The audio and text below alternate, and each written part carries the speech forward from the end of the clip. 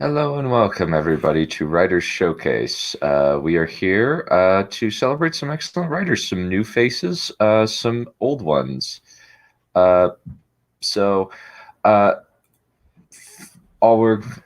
allow me to bring in the guests.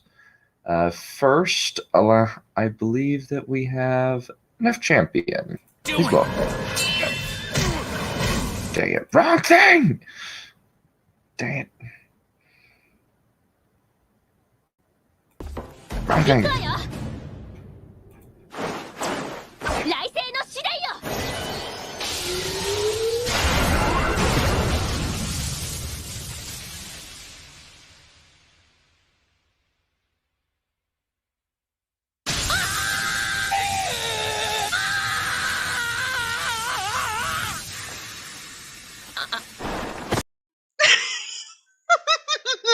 I'm not yokai, you know.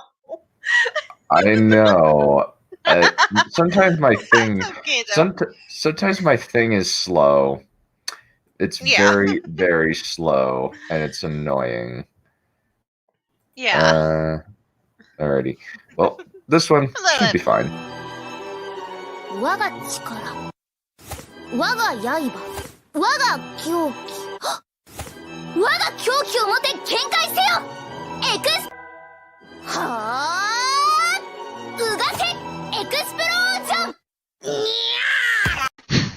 Good afternoon, everybody. That poor cat. That cat is my spirit animal. Just has a heart attack and dies. Yeah. I'm about to have a heart attack and die. I'm not surprised. From weeb shit. So much weebs. Why? Yeah. Alrighty. We also have Carl Sailor. Welcome.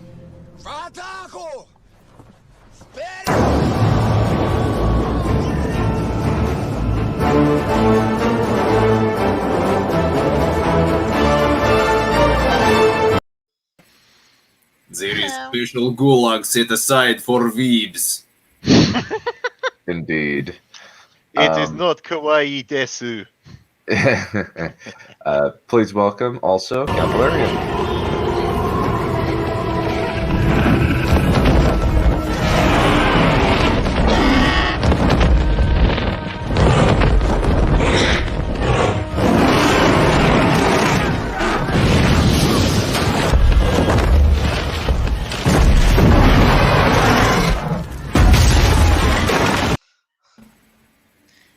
Hello, Valerian. Greetings. Hello again. And more greetings. If you want, Lords. if you want, sorry, I just didn't have time. I'll make it for next time. Yeah, it didn't take me very long to make my my own intro.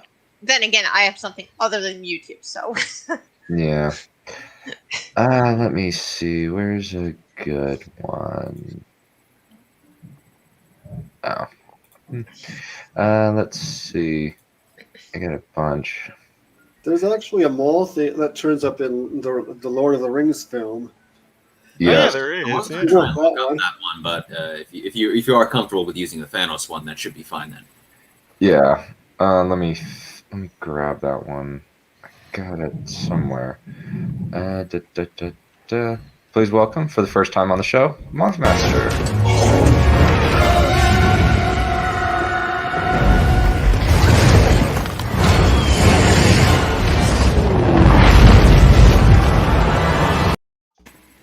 Hello.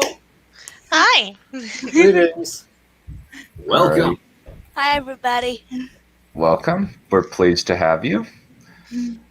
Alrighty, where's a good one for our friend Kishu? Let's go with this one. Hey, what do you want to do tonight? The same thing we do every night, Pinky. Try to take over the world. The Pinky and the Brain. The Pinky and the Brain. I gotta remember to watch that on Hulu. One is a genius, the other's insane. Laboratory word. They're all the Hey, have you seen the? There's a version that they did which is the song set in like a 20s jazz with this sultry chanteuse singer with Maurice LaMarche and Rob Paulson in the background as bartenders. That's neat. That's actually really clever. I know there was an actually funny Nostalgia Critic sketch where he actually got Rob Paulson and Maurice LaMarche to break up as Pinky and the Brain and start yelling obscenities at each other, and just the Brain finally has it with Pinky. Nice. Okay, you know what? He hasn't been funny in years, but I'll give him kudos. That's some top tier. Yeah, or you are pestilence. Why am I dealing with you all these years? You just muck up my plans, Pinky. What? I don't. It's my brain. That's good. So it's Jerry Springer. Pretty much, yeah. Okay. Oh no, God help us. Okay. So They did a pretty good anti-smoke episode once. oh really?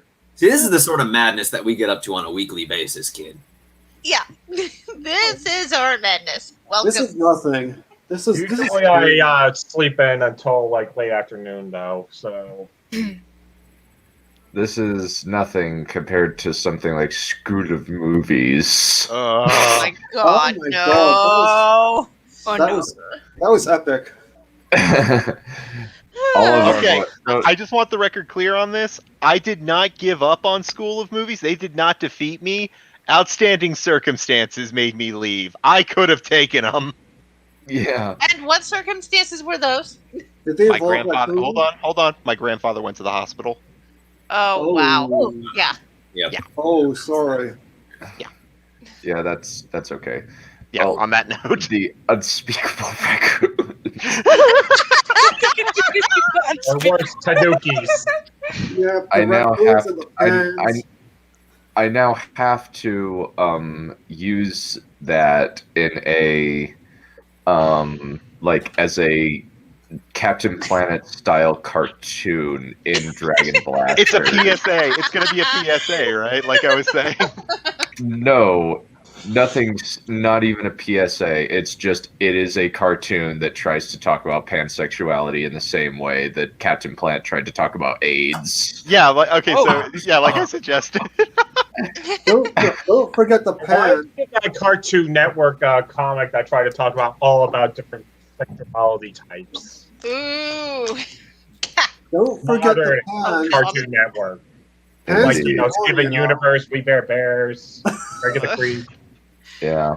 There are some things Okay. on that network that I refuse to watch. And I don't have cable anymore, so I don't get it. Yeah. Horn cutters for the win. Yeah. Anyway, what should be the lineup for our reader? So Don't watch pornography a lot. So my thought for the order is just kind of so Mothmaster, do you have a time constraint or no? Not really. I don't think so. No. Okay, so and you don't want to go first and you don't want to go last, right? No. Yeah. That's Okay. right. Okay.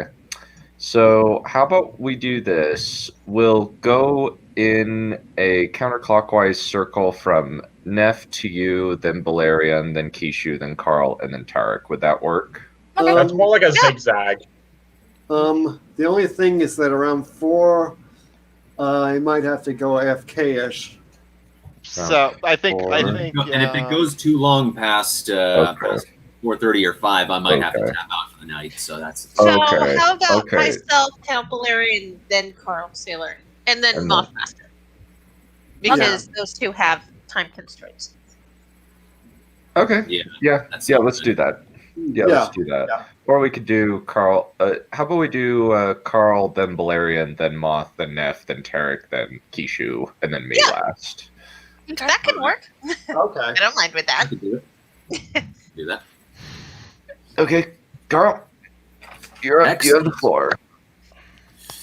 Excellent. So, this, as has been my recent offerings, this is part of my new book, The Sands of Issafar, which is the sequel to my book, The Gates of Dawn, which you can probably find the links to in all of this in the description.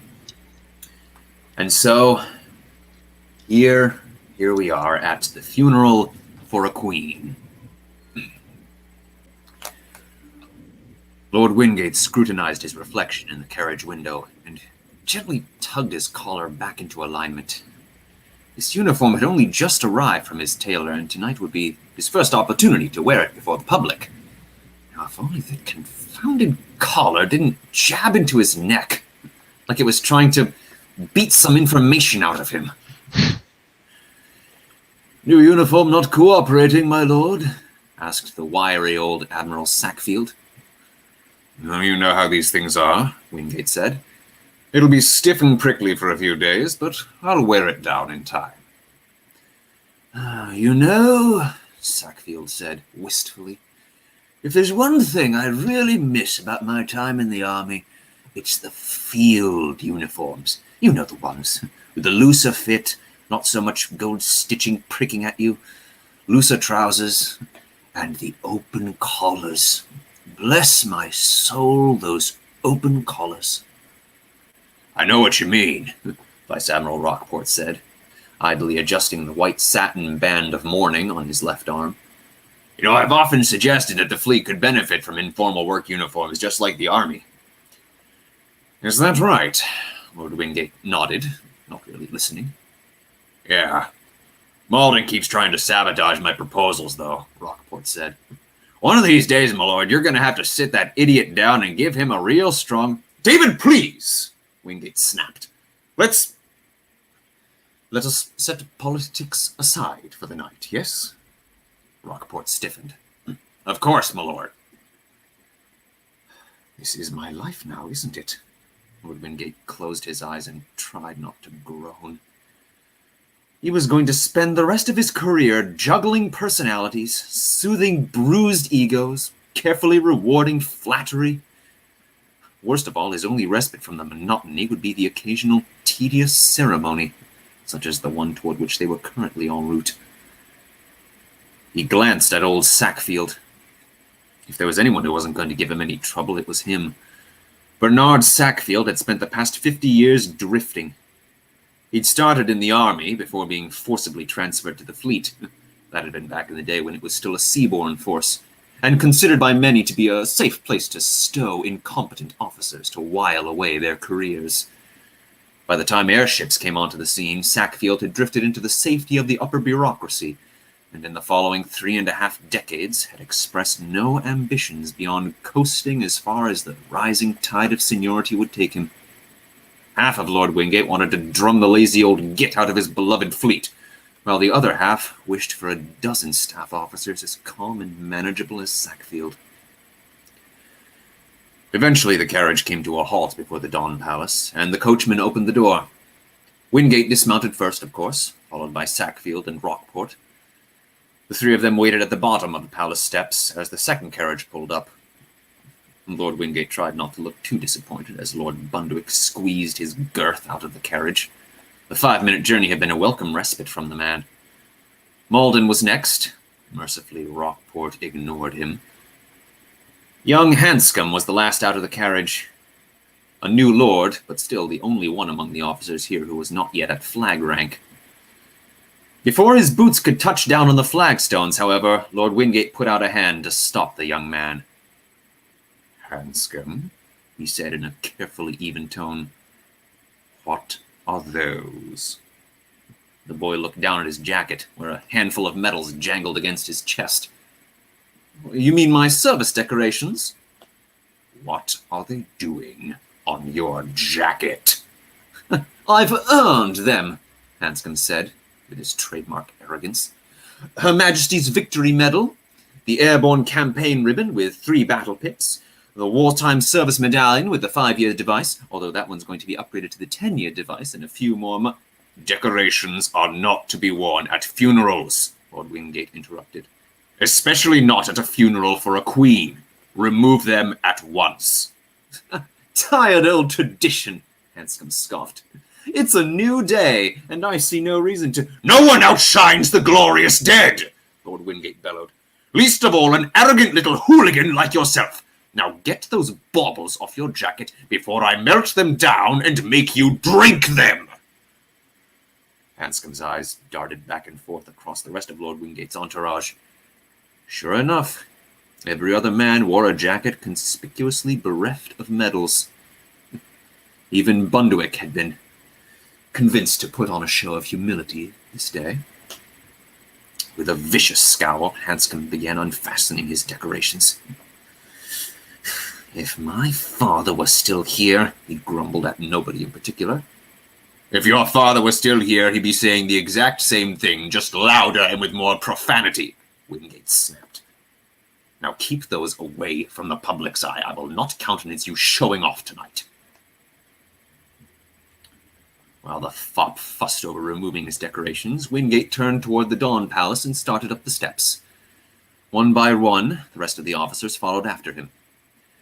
Good show, Wingate, Bunduic said as he caught up. A firm hand is what's necessary to enforce discipline and decorum in these trying times. Wingate didn't bother responding.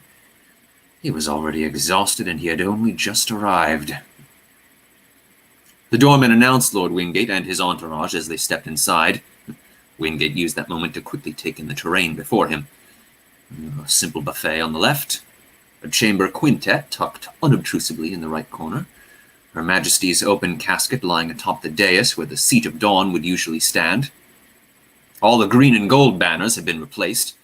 The golden eight-pointed star of dawn now stood against a field of white, and at the center of all, a vast, slowly churning crowd of nobles, all in mourning white. Lord Wingate bit down his discomfort and started for the buffet.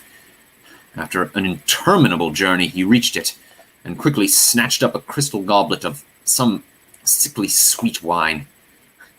He downed the vile brew in as few gulps as propriety would admit, and set the glass back down for the manservant to refill it. It was a revolting swill, but at least there was alcohol in it. He swept his gaze across the crowd once again. It looked exactly the same from this angle. No helpful waypoints from which to navigate. My lord! Lord Wingate glanced to his left and noticed the young Lord Arthur Claudius Dalton, in the same cadet whites that he'd been wearing a week earlier when he arrived in the capital with the other new lords. The boy was holding a ramrod straight salute. He might have marched in right from an inspection parade. Beside the boy, Miranda Babcock stood, clearly frustrated by the interruption. But she spread her white velvet gown into a deep curtsy all the same, the silver diamond-encrusted garment glittering in the electric candlelight. Even at a funeral, the little harridan couldn't help flaunting her wealth. You must try the wine, Miss Babcock, Lord Wingate said. A very good year, I think you'll agree. Her lip twisted with consternation, but she made another curtsy. An excellent suggestion, my lord. And she glided past Lord Wingate to fetch another glass of that revolting swill. Dalton continued to hold his salute. Lord Wingate approached and leaned in to whisper, It's bad form to salute at civilian functions, my lad. The cadet dropped his arm at once, but remained rigid as a bar of steel. I apologize, my lord, and I shall endeavor to more appropriately represent... Relax, I'm not about to write you up for a demerit, Lord Wingate said, putting a hand on the boy's shoulder to calm him down. And none of this my lord business either. You're one of us now. At this, the young man finally relaxed. Sorry, my lord. Sorry. I'm all out of sorts. I've picked the worst possible week to collect on my birthright, it seems. None of us are ever truly prepared for it, Wingate said. I know I wasn't. It's all just happening so quickly, Dalton said.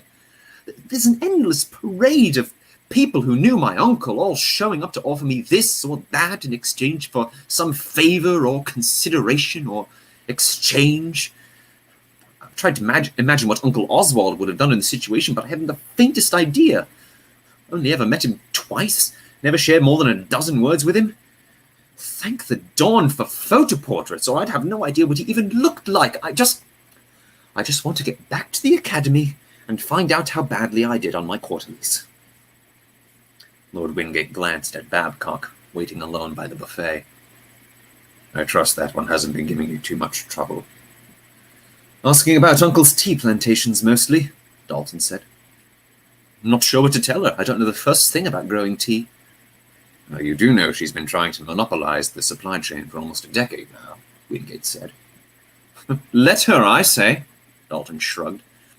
Always preferred coffee myself. Well, coffee is soon to become much more dear, what with...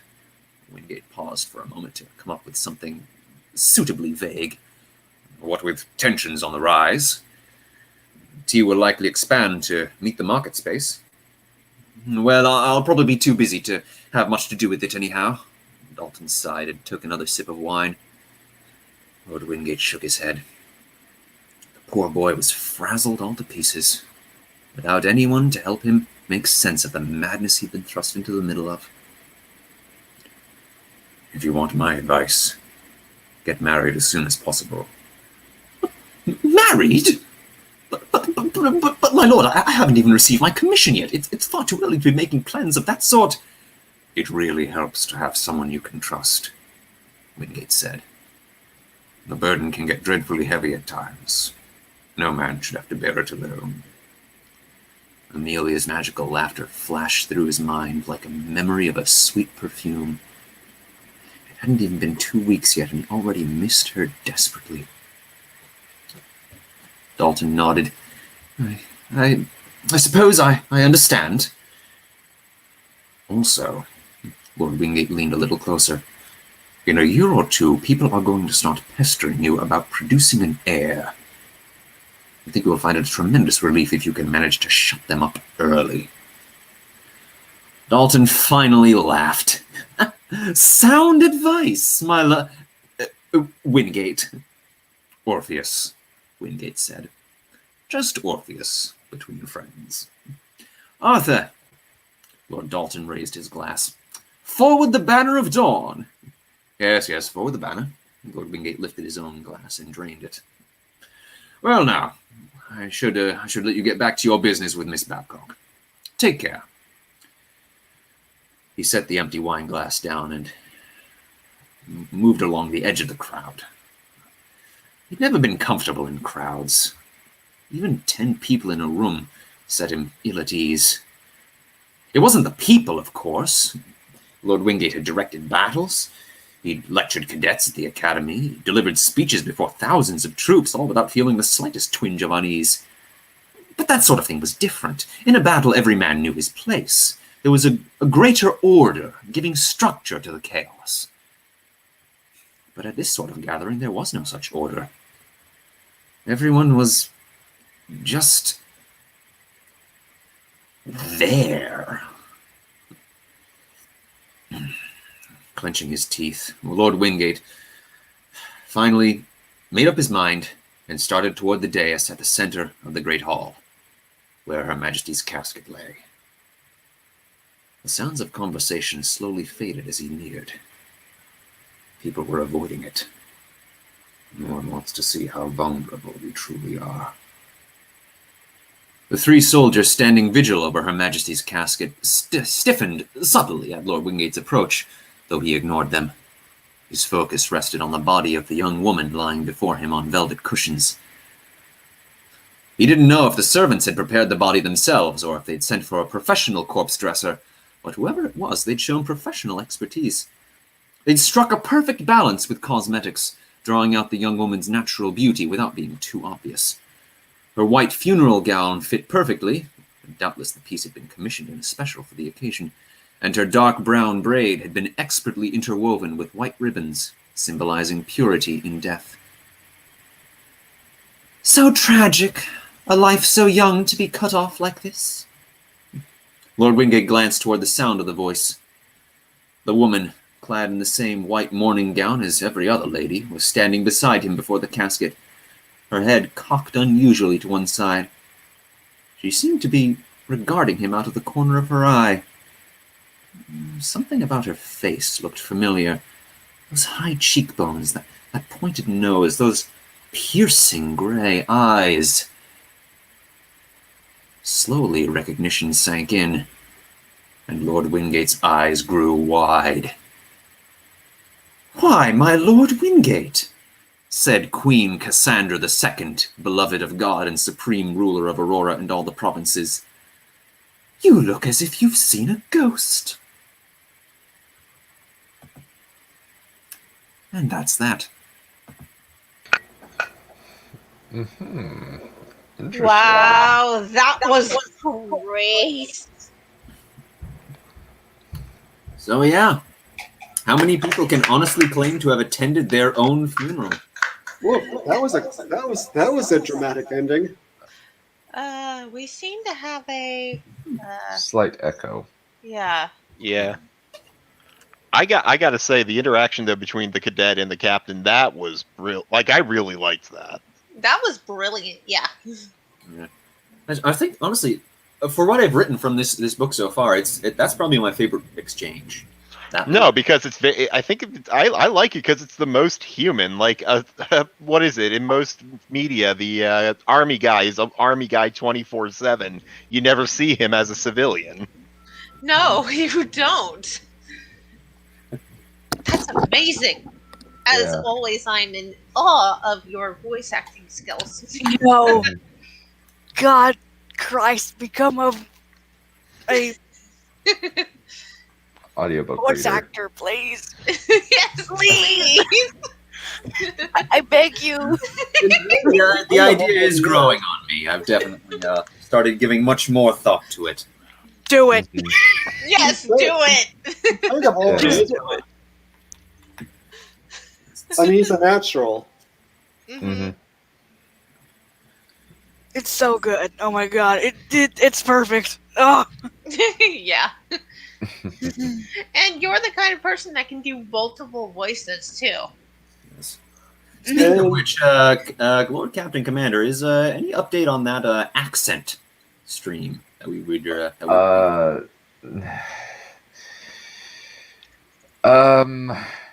Not really. And I haven't really thought about that in a while. I just kind of got squirreled by Lord of the Rings. Yeah, we've been taken up with hobbits lately. Yeah. And please don't sing "Where There's a Whip, There's a Will, You Lot." Please don't. Please don't. Yeah, that's Come on, not that song is earworm. That's insanity. That song Come is on. perfect. I don't know what the That hell song- you people have a problem with. that song is blasphemy. amazing, and I will hear nothing against it. It drives me Blasphemy. insane. That's what it does. Blasphemy. Y'all have no taste. Agreed. Oh, you think you're so funny. You I almost am need so. to the Corona because you have no taste. I am so. I am incredibly funny. I am incredibly funny. You are I'm gonna just prove too you cynical about to that. get it. I am going to burn down Utah. I'd like to see you try. I would too. How do you burn down a whole state that isn't California? No.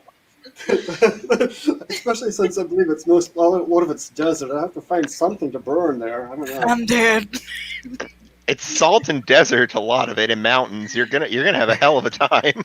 I think you'd have to use tumbleweeds. And those I things don't are have- very thick. Oh, tumbleweeds scope. Yeah. Do they Yeah, I don't have have- cacti in Hoo-Ha, Utah? What? Cacti. Cacti? No. Cacti. Oh. No, Oh, there cacti. is no. No, there are no cacti in Utah. We're not that kind of desert. It's not Arizona. It's too Hold on. cold. It's a salt flat. Yeah. Alrighty. I believe our next one is Count Balerion. Okay. Let me take a stab at the weird rabbits because this is the one where the Marxist rabbits are introduced. Oh, am I making Here. I approve of Marxist rabbits. Okay, we got rise up and seize the carrots of production. okay. So we now have pansexual raccoons and communist rabbits. I'm liking this. Let's start a fucking petting zoo of ideology and sexualities. My uncle studied briefly in Moscow during his college years, and he actually got an ushanka, one of those caps with real rabbit fur. Oh, and someone once, he has his story he tells. He said someone asked, Professor Calgren, is that real rabbit? Is real rabbit fur? And he says, yes, it is real rabbit fur, but they were communist rabbits, so they deserve to die. damn. And obviously, I took offense at that, but it is funny. That sounds amazing. It does. That is hilarious. Okay, the share screen thing is going to be annoying and take too long, so let me No, see. it is not Bozo. At least I don't think so. No, sadly, this one isn't the Bozo one. I'll do the Bozo one maybe in a couple of weeks. Oh, I was hoping for more trauma.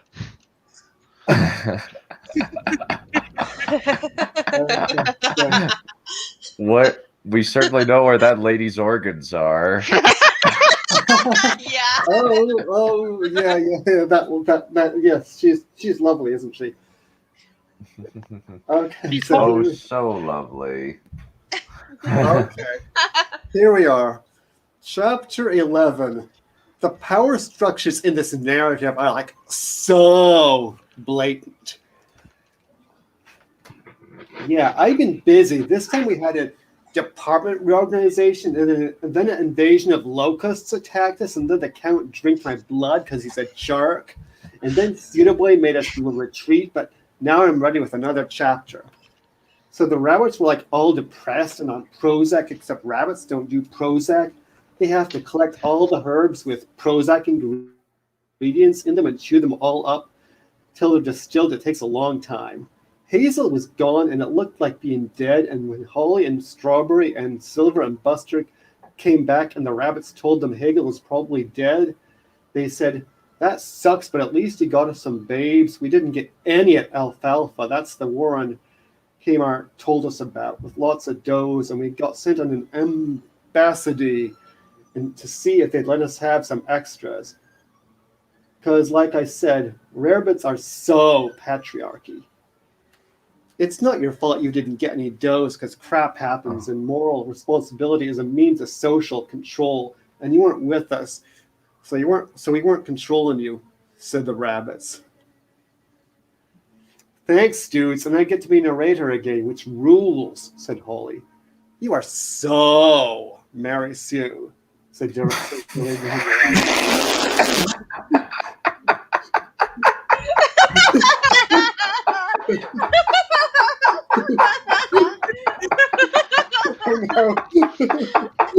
God. You okay? Are you okay over there? Yeah, I'm fine. Yeah, whatever, said Holly, and he does his narrating. We went and asked a hare, where's the Warren? And he's like, this war in Alfalfa is bad news, dudes, like Scram City. And we were like, whatever. But soon we come up to a big earth wall called the Burrowin Wall, and the rabbit guards was totally Commieland trope with uniforms and stuff, and say, you are under arrest, Holmes. Where's your marks? And we were like, huh? Because like Dara Dandelion says, there's always an irreducible aspect to operation. Whatever that means. But the whole war is still on. They are paranoid that humans will find them. So it's like a paranoiac Mission Impossible dictatorship with really bad fashion sense. And Barbie is banned. And they have a heinous bureaucracy. That's BURROWCRACY.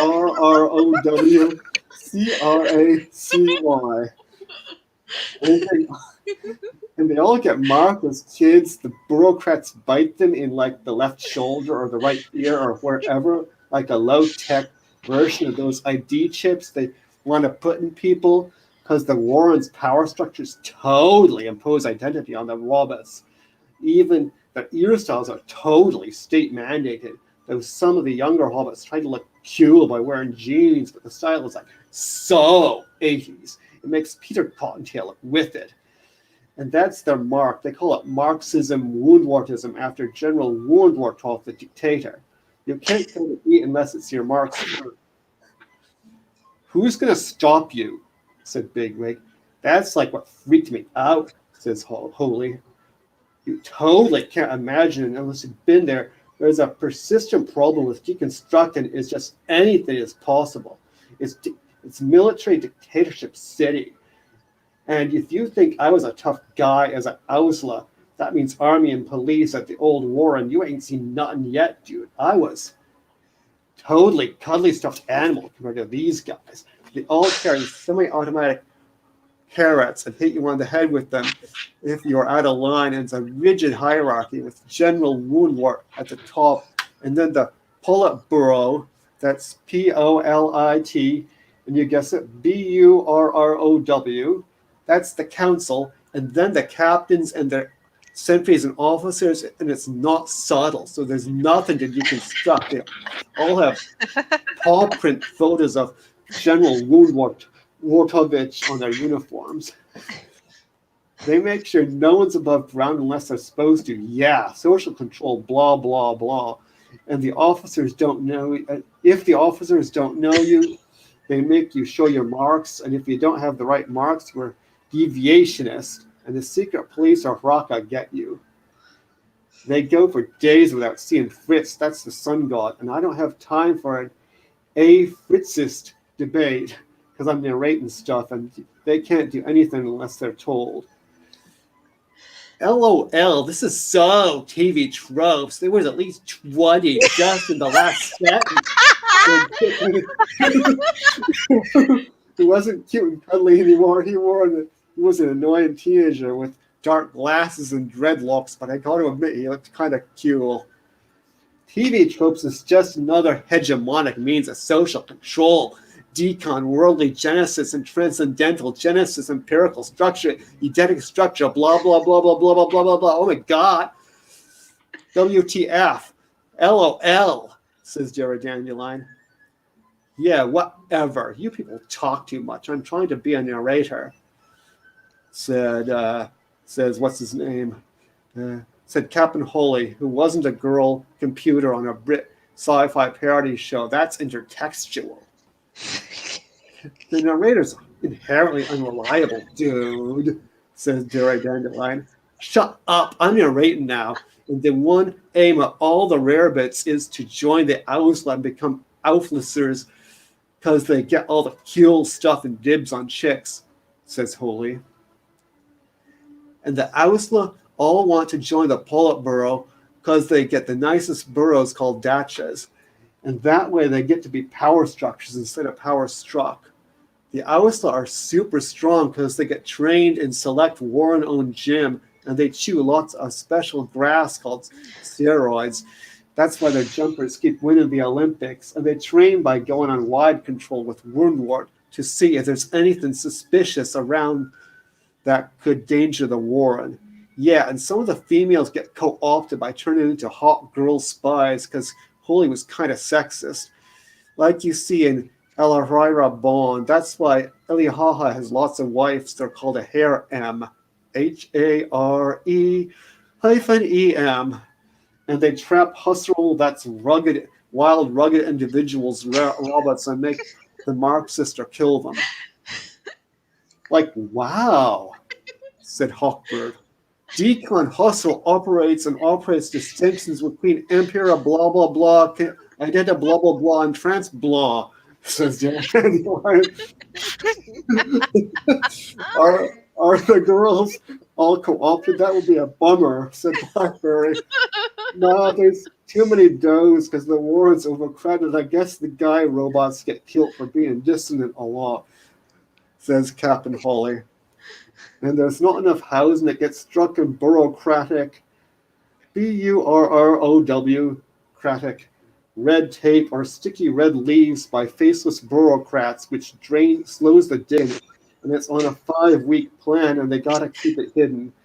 The ghost even sent a delegation led by Heidi Layer Hee. That's not a real name. It's long. It ends in Skya, asking if some could move out, but it got nixed. Heidi Hee told me most of this stuff. She's hot. I want her body. Pardon me. How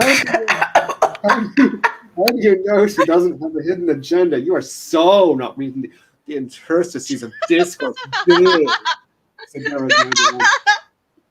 Shut up. You're being bitchy. Pardon me. Said Holly.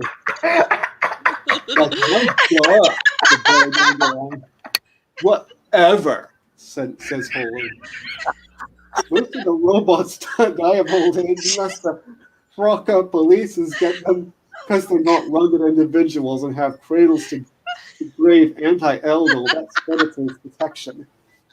Anyways, we wait for the Politburo to see us, and they was seen a dissident called Blackovar or Sakharov or something. Their names are hard, and when he comes out, his ear styles was a mess. That so lays bare the violence inherent in the system, said Jerry Daniel. Yeah, says Holly. Pardon me a second. Just got in some water. Where were we? Let's see. Yeah. Woundwartov says, listen up, Holmes. I'm going to tell you the rules you've got to follow here.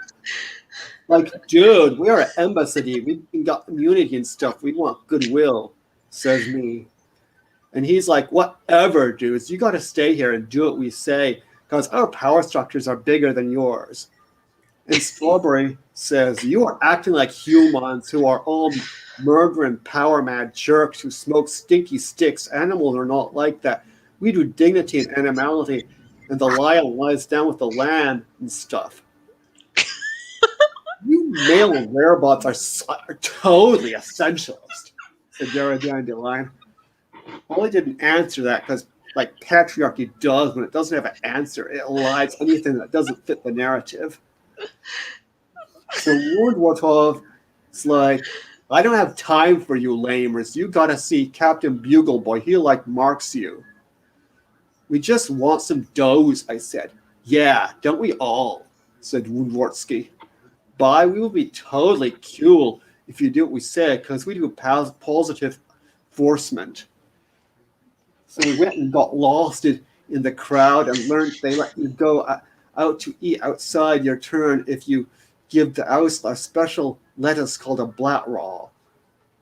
Blat is Russian for bribery. But first we listened to someone tell the king's lettuce, but they didn't do it as good as Jared Dandelion. Like, duh, says Jared Dandelion. They called it the Tsar's lettuce, and it ends with Elihaha becoming a wise leader who looked like Woundwartov. And we did a brilliant escape. And Jared Dandelion's like, you say it's brilliant because rationality totally governs a right and enlarged and radicalized, but no longer issues from a logos, dude.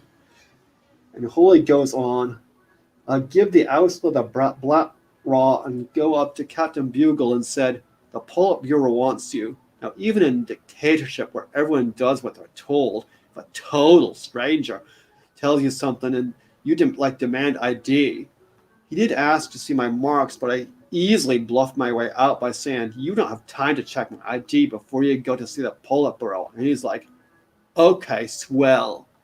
And he left. And we beat it up a totally highly trained, heavily armed, fanatical Marxist sentries at checkpoint Cottontail and jumped over the wall. And they sent a Red Army attachment after us. They almost caught us, but we crossed a weird human thing called us. Pardon me. It was a straight line with boards at regular intervals. And suddenly Fritz sends a messenger to save us. It was long and had lots of compartments and said choo-choo. Oh, that was just a train. I know that because I used to be a Hutch robot. And you are translating the unfamiliar into familiar categories to assimilate it to your narrative. It's way cooler to do the opposite. Like what Jakobson calls estrangement, or as he called it in Russian, ostranение. That's cool, and I know all this stuff already, says Jerry Dandelion. Hey, holy dude, want to be Chief Rabbit? is like Acorn. Maybe later. I need a breather after my melodrama. If I was a dumb human, I'd have a smoke, said Captain Holly. Hegel isn't dead anyway. The narrative is so not ready for him to die, says Dear Dandelion. And that's that. Awesome. I had a phone call. Like, I got a phone call before you started, so I had to step So away it goes for a without moment. saying, but those are absolutely And when not when I came Marxists. back, I thought you had just started ranting offhand about something, and then it just kept going. It took me 10 minutes before I realized reading his story. Yeah, I mean that's not my normal voice. That was the clue. No, just the descriptions and everything. I literally thought you went on a rant. Count. I kind of did. And said choo-choo. Yes. I had to mute my mic. I was laughing so hard at a few points. Yeah, you're right. These aren't real Marxists. They're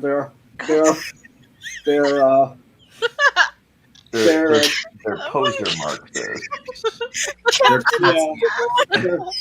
My father actually is a Marxist, and believe it or not, he doesn't act like that. I'm crying. Me too. Captain. So now I'll have to recover before I can do the next reading.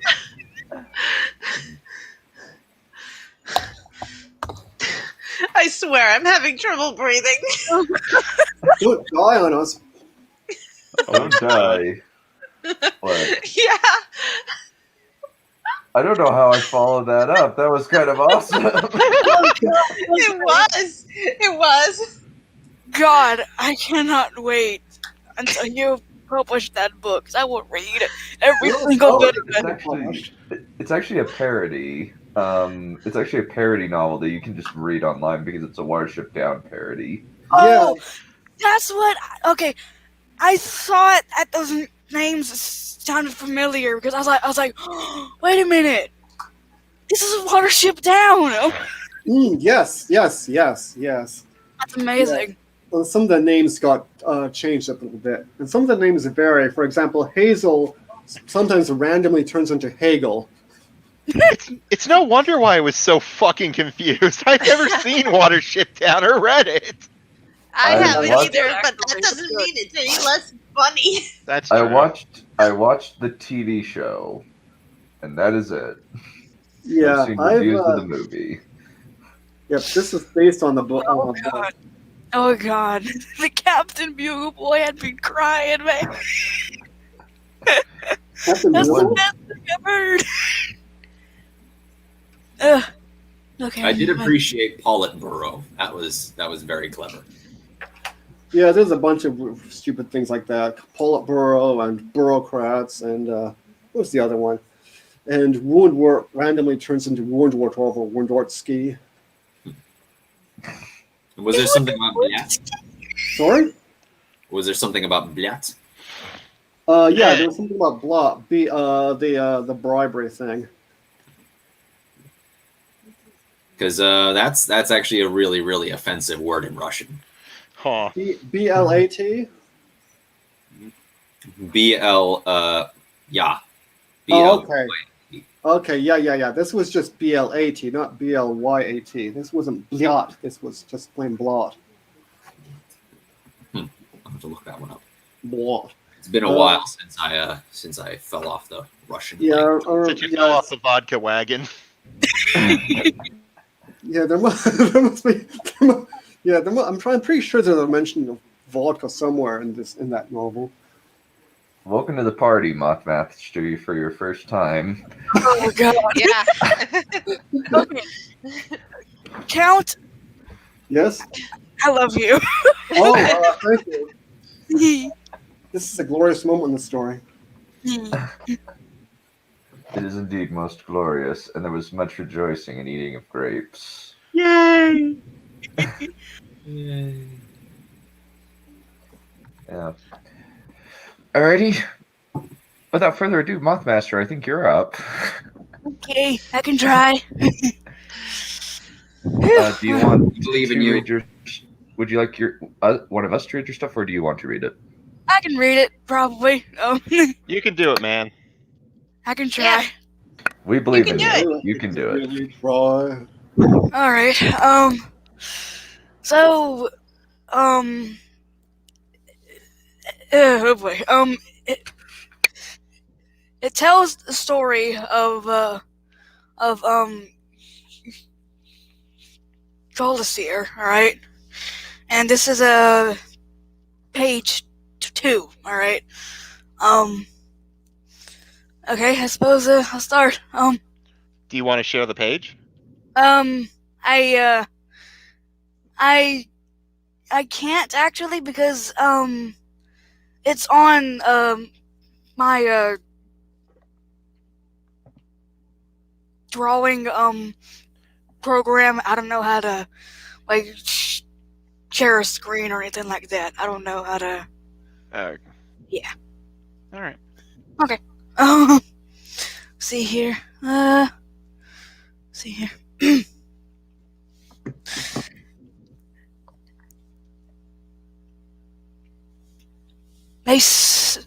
Oh boy. They say he lost his wife ages ago. Some say due to a hippogriff striking her down with its claws or tearing her apart with its beak. Others might say it was illness or cordyceps, that vile disease. It is regarded as truth that her death drove Jolasier mad. In the dark of the night, he flew deep into territory that none of us would dare seek on our own accord. A giant's den. Giants. Those towering beings. 5 clawed fingers and large bulging eyes walking on 2 legs. Neutral to most of moth kind, but some of them inflict us with poison or strike us with elongated paws. Jolasier was brave enough to go near these folk, and he stole their iron. At a holy fire, they say that the flames did not touch him, or a death had protected him dearly. Upon those burning coals, and with a hammer made of stone, tied with spider silk around an oak branch, the first blade known to all of moth-kind was born. The night was shaken with the pounding of iron, as its name was called, Shalazoth. This is page 3. Legends say a dragon attacked our kingdom. These unholy beasts have fangs as sharp as the tip of a blade, eyes shining a brilliant red, large hollow antennae and pointed wings that looked like a giant's fingers. It can devour a moth in seconds. The dragon flew into the great lands, emitting a loud, horrid scream that disoriented and confused us in flight. A monster of terrifying strength and speed that tore through all in its wake at sunfall. The Forge King's blade was swift. The dragon's fangs tried to snap at him, yet he was faster. The iron blade struck, and the beast's blood splattered across the ground. It screeched once more, its clawed wings flapping so hard that it flung Jolasier against the wall of a cave. But it began to bleed profusely. It staggered and hissed, its crimsoned eyes blazing brightly in rage. One of its claws scarred the Forge King across the eye, and in revenge he lunged at the beast, and Shalazoth struck it in its heart. That's all I have, really. Unless you want, page, 4, I guess. I don't know. That was great. That was really good. His art, when especially for this book, it's really good. It is a very well done thing. Oh. Can you share it to us then? I suppose here's page 4, I guess, maybe? Go for it. What? Yeah. Okay. All right. Let's see here. Once a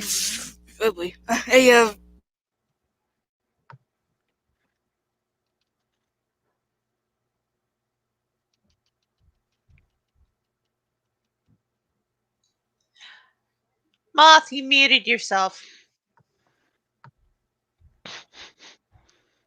We can't hear you. Now we can. Oh, whoops. Mute it again. Yeah, you keep muting yourself. What? Don't click the mic. Oh no. Maybe. Okay, you're good. You're good. Okay. For some odd reason, my headphones, they do that. I don't know why, but they do that a lot. So, sorry about that. Okay. Whew. Once a vicious hippogriff attacked the Great Lands.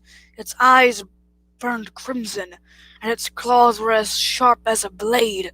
Its feathers as shadowy as sun-fallen skies. The beast towered over us, striking down all in its path, devouring us, clawing us, slamming us into the walls of our cave.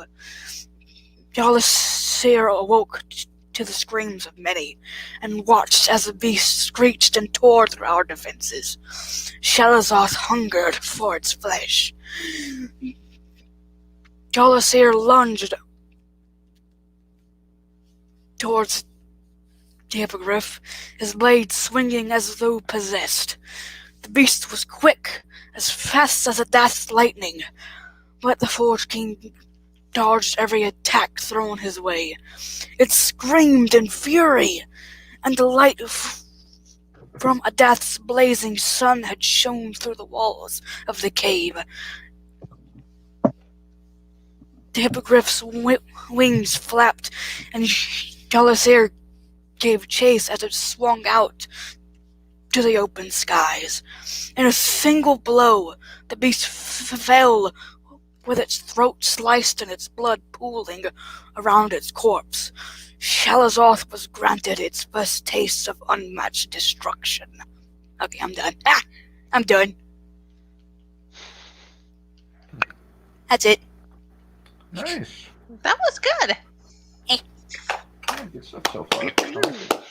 It was really well done. Well done, Moth. Mm-hmm. Yellow Sea is a fucking Gary Stew, but hey. I could honestly see someone like Can they hear me? narrating this. Yeah, we we can can hear all you. hear you. You're good now. Yep. I can't hear you guys. Huh. That, Weird. Goodly. yeah. Huh. Well, I was going to say, you said I'm done. It's just like, that is not your name. That is my name. You cannot appropriate my name. Very well done, though, Moth. Very. Yeah. I'm glad you read it out loud. Yeah. I like I'm them. very impressed by your vocabulary. I like the whole dear. mythical thing that's going on here.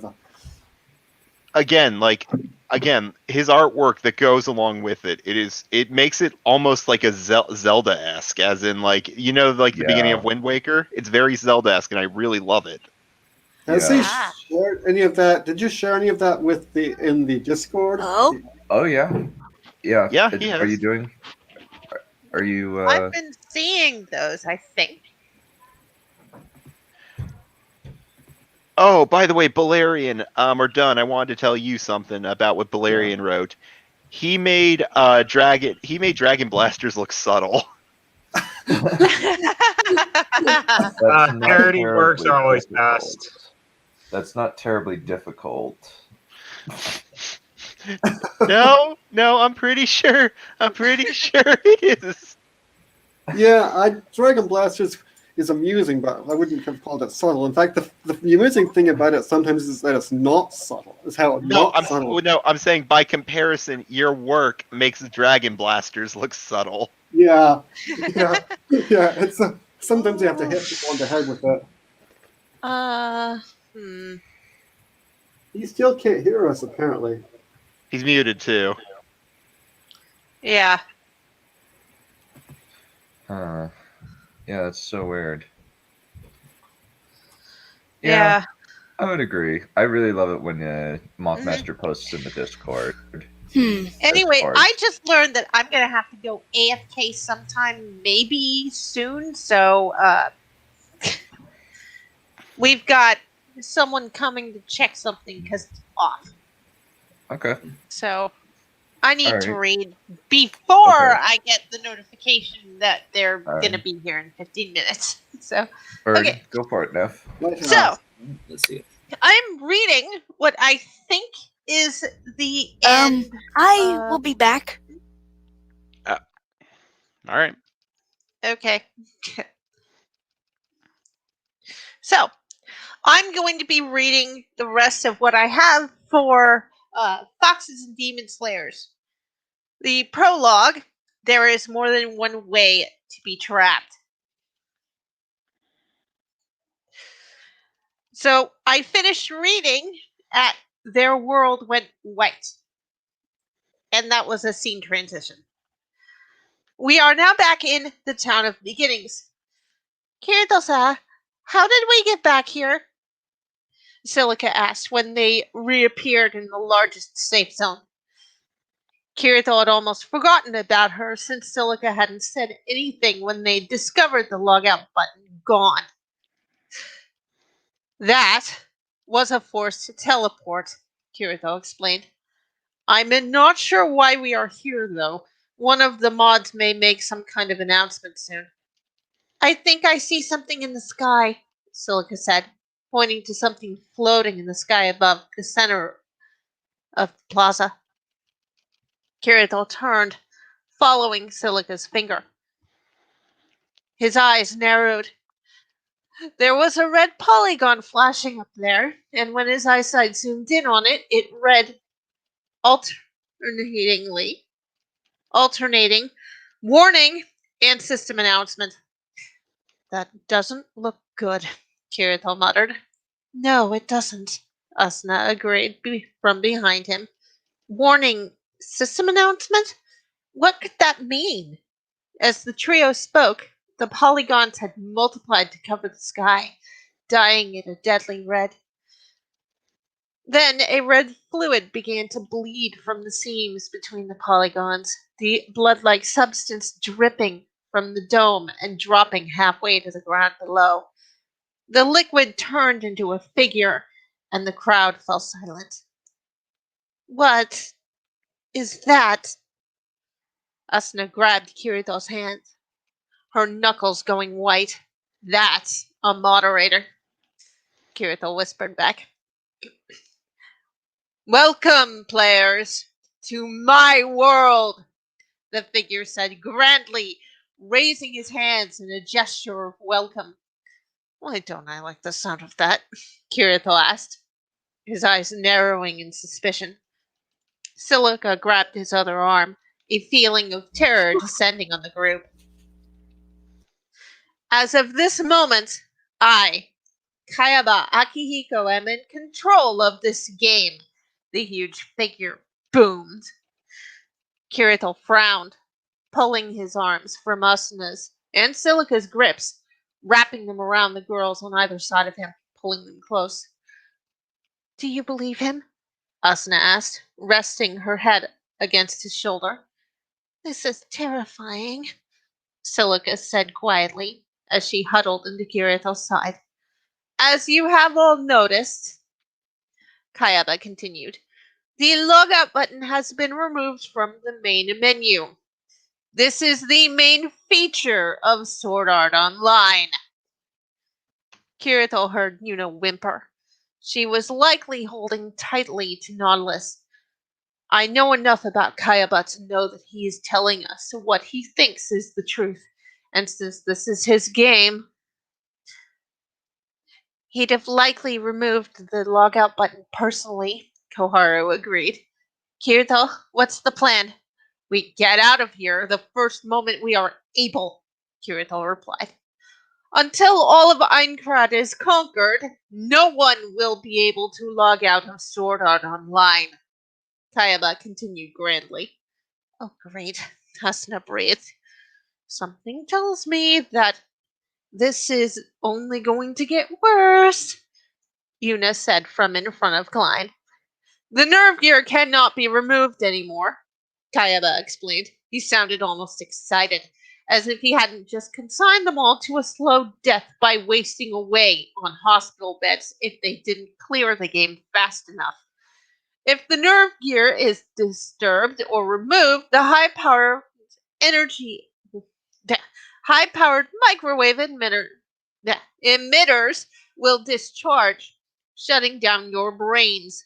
This will also happen if the player is disconnected for 2 hours of network disruption or 10 minutes of no power. Great, Kirito growled. I'm sure he isn't finished telling us how badly off we might be, Klein groaned. What's next? Disabling the respawn mechanic? Nautilus asked, only half joking. And, as of this moment, the standard form of resurrection has been turned off. As such, you should be careful to treat Einkrad as another reality, as you only have one life. Should your hit points reach 0, your avatar will be deleted. Well, fuck you, Kayaba! Nautilus groaned. I hate being right. Just wait, it's going to get worse, Kirito said. There's bound to be people who died thinking that this was still a regular game. I'm pretty sure he's going to tell us how many this has happened to, Asuna agreed, turning her face to hide in Kirito's chest. 213 people have already been deleted from Sword Art Online, Kayaba announced sadly. And finally, to prove that this is your new life, Kayaba paused for a long moment, though his voice was still excited. I have placed a gift in all of your inventories. Everyone opened their menus and pulled out the so-called gift Kayaba had given them all. There was a bright flash, and when it faded, the square was left changed. Asuna shook her head, blinking to clear the flash from her vision. She turned to the right and nearly jumped out of her skin when she recognized Kirito, or who she thought was Kirito, as the heir to the Demon Slayer clan. She looked down into the mirror, and her eyes widened in terror when she saw that it was not the illusion she wore that was reflected back at her, but rather her true form. The mirror fell from her numb fingers, shattering when it hit the ground. Hey! Asuna turned her attention to the Demon Slayer. I need you to calm down, Asuna. His hands came down on her shoulders. She couldn't breathe. The Demon Slayer pulled her close, pulling her ear so that it was over his chest. She could hear his heart, but that shouldn't be possible, should it? Breathe with me, the Demon Slayer said. Asuna gasped. Then she calmed down. I'm okay now, she said. He gave her a look that said he didn't believe her. Asuna noticed Silica was about to scream. She pulled away from the Demon Slayer and pulled Silica close. Listen to me, Silica. I need you to calm down. We need to get out of here, she heard the Demon Slayer say to who she thought was Klein. Nautilus, shut up! We need to get going! Una said urgently. And Asuna turned to see her new friend shaking the boy. Nautilus blinked. Yes, he said. Koharu, were you okay? The Demon Slayer asked. I think so, Koharu replied. Are we leaving? Yes, we are. The Demon Slayer turned to her and Asuna got to her feet. I'm ready, Asuna said. On her back, Silica squeaked. Me too. Head for the alleyways. Kiyotaka, Asuna asked. Are you going to be coming with us? The Demon Slayer, Kirito, turned to her. Yes, but we need to get a move on. Asuna nodded. Of course. Together, the small group of players rushed into a nearby alleyway. Judging that they were far enough away, Kirito stopped and turned to the group. They would not be able to move very fast, but he'd make do. All right, he said. opening his menu and turning to his map, making it visible to them all. Now, we need to head out. He tapped his finger to the map and traced a red trail from the town of Beginnings to Harunka.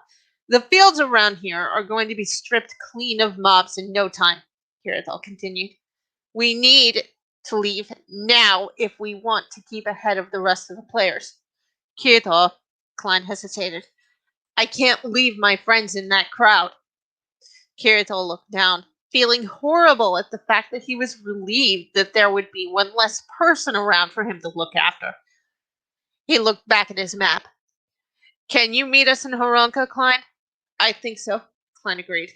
My guys are gonna get a crash course on how to play. Would you be willing to help when we catch up? Kirithel nodded. Yes. What about you, Koharu? Koharu nodded back. Yes, sir. Klein carefully waded his way through the chaos of the central square. He didn't call out to his friends. He didn't need to. There you guys are. Come on, we need to go. Where, Klein? Denham inquired as he pushed Dale, Kenemitz, Ishan, and Harry one. A village called Harunka, Klein said, as they fought to get out of the square. You'll be meeting some friends I made this afternoon when we get there. He checked his map and led his friends through the alleyways that Kirithel had pulled him through earlier. Klein and led his friends out of the safe zone and into the unknown. And that is all. Nice. I love it. I love it too. So how is that different from canon? It's gonna get there. I know I have to do a little bit more editing to make it more unique, but I'll get there. I've been editing all day, so. I have a question. How many parents have killed their children by trying to take off the VR headset saying it's time to go to bed? I'm not. Oh no, this is 5:30 in the afternoon. But I would assume there's time zones involved. I'm assuming it's an MMO. Yeah, it is, but it only takes place Well, I mean, in it's Japan. it's Japan, so there's basically one time zone. It's location locked. Basically. All right, fair enough. I'm still assuming that some parents tried and inadvertently killed their children. I'm just saying. Not to go to bed, but annoyed parents taking the nerve gear off because they time want to study or something. Yeah, there are quite a few parents who hate themselves now because of that. So a bunch of the kids did get killed. Yes. Yeah, that's what happened in canon too. Yeah. Jesus. I said there were 213 people who died thinking that it was still a game before what Kayaba calls the tutorial, which is basically what I just read for him. You all. Is this the same game that those chaps were talking about in the office several weeks ago? Were they begin with a K? No, this is Sword Art Online. Yeah. But if it's something that Neph read, then it's most likely another Sword Art Online centric story. Yeah. I also have something original in the works, but I'm not quite ready to read that yet. Cool. Needs a little bit more editing. So just yeah. That sounds like the end of the chapter, doesn't it? Yeah. Dead children. Okay, good. Good. Bunch of dead children, yeah. I think that's a good time to end a chapter. Yep. A bunch of dead teenagers. Is this a happy? Never mind. No, this is for sure a happy ending because I don't know how old you are, Mothmaster. I don't know how old you are. I think he's 20. I'm 29. Oh wow. How old? 29. Wow. Yep, I buy it. All right. Okay. Yeah, I buy it too. Yeah, but if you see me, you probably say I look like 18 or something.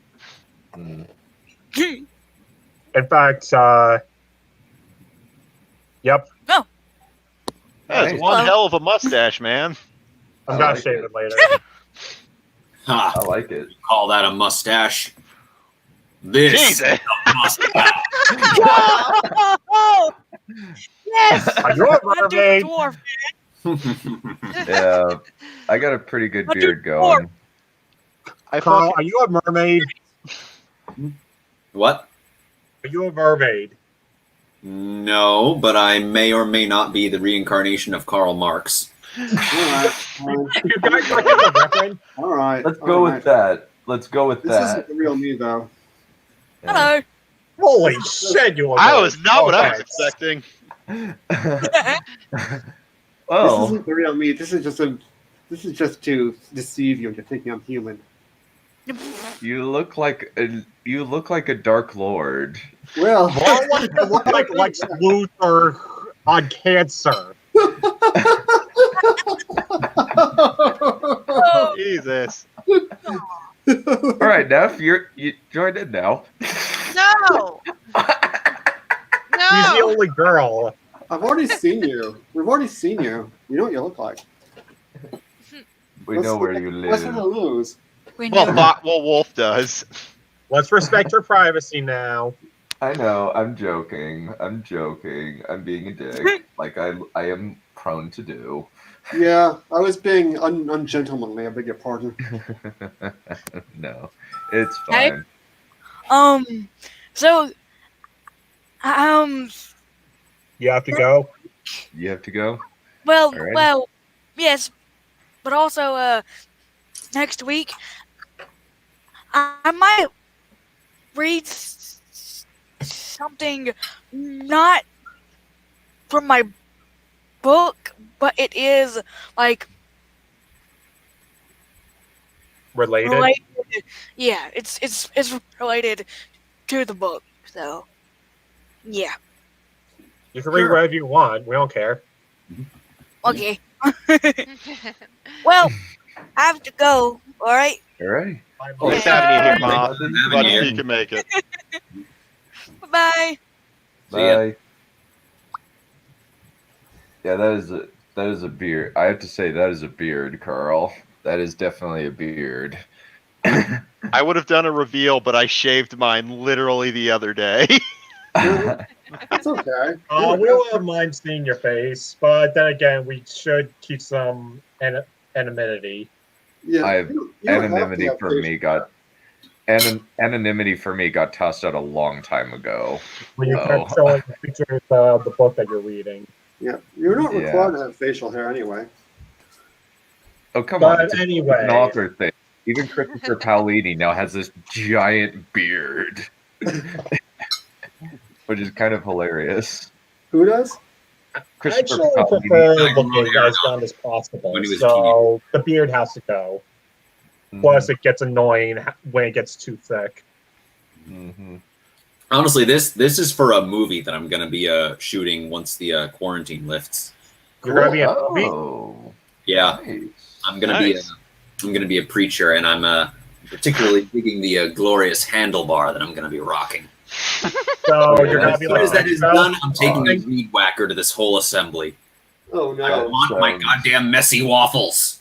Nice stream. Yeah, But I've, well, we suffer for our art. indeed. Anyway, who's up next? I believe it's you, or I believe it's either Is you it or me, or- Tarek, whichever one. I know I was second to last. I was gonna be after Dunn. No, I was gonna be before Dunn. I'm Okay, always last. So it's probably me then. All right. All right. So, so today I got for you Shadows of Tyrion, Chapter 5, I believe we're on. Last time we left off, Avion and Emeric went to a tavern and they. So to answer your question, we're not reviewing books. We are actually, each of us has our own writing submission that we read out loud on stream to advertise our work. Yeah. So Yeah. Count Valerian read his own parody. Carl read his upcoming book. Tarek is reading his upcoming book. Ned read her Sword Art Online / Inuyasha fan fiction. I knew it. Yeah. And I believe Kishu is reading his own original work. That's how this works. I'll explain more when it's my turn. Yeah. Who are we explaining this stuff to? DM notes. Oh, okay, fair enough. Yeah. All right, so I guess it's back to me. Mhm. Last time we left off, Aviana and Merrick had gone to a tavern and gotten their first hot meal they've had in probably months. They had a nice they're having a nice evening, enjoying their each other's company, and finally getting to eat some warm food. And when we left off, they were Aviana was asking Merrick if this tavern was what a home was like, if like a real home. And that leads us to where we are today. Okay, give me one moment. Okay. I still think he's a skald, Aviana said aloud, observing the newcomer sitting at the bar. She could see a quill pen in his hand, writing something into a book, ignoring the full frothy mug next to him. He would stop every so often and pick up his lute off the floor, strum a quiet note, then return to writing. Well, why don't you ask? Why don't you go ask? Merrick retorted, in his chair creaking as he reclined, causing the front two legs to lift up off the ground. Aviana stiffened at the prospect and bit the inside of her cheek. She felt Merrick put his hand on her back and gently push her off the chair. There's no harm in asking. Aviana slowly got out of the chair, her legs trembling as she walked towards the bar. Her feet felt heavy, and she was moving much slower than usual. Her heart began to beat faster than any horse could run as she got closer to the man. Thankfully, he was so engrossed in his writing that he didn't even notice her when she was standing next to him. Excuse me? Aviana began, only to be stopped by the man lifting up an index finger without looking at her. His right hand never stopped moving, and his head was hovering over the book. She glanced at the page he was writing on and noticed that his handwriting left something to be desired. Letters changed shape and size every time they were written and looked very inconsistent. The pages themselves were atrocious. Atrocious. Words crossed out, stray ink marks, and what looked like to be messages left in the margin. Even if Aviana could read, she doubted she would ever be able to decipher this man's handwriting. Just as the thought crossed her mind, Aviana saw his hand stop moving, and he put his brown feathered pen onto the bar. He then turned to Aviana. He then turned around and faced Aviana, his face giving no indication of his mood. The fact he didn't react to her presence caused her trembling to worsen. Suddenly, the man's face gave way to a friendly smile, and he gestured to the empty stool next to him. Please, have a seat. The sight of his smile caused a wave of relief to wash over her, and she took the seat next to him. When did this get here? The man asked, finally noticing the mug in front of him. He picked up the mug and causing the foam to bounce back and forth as he brought it to his face. He took a sip and turned his attention back to her. What can I do for you?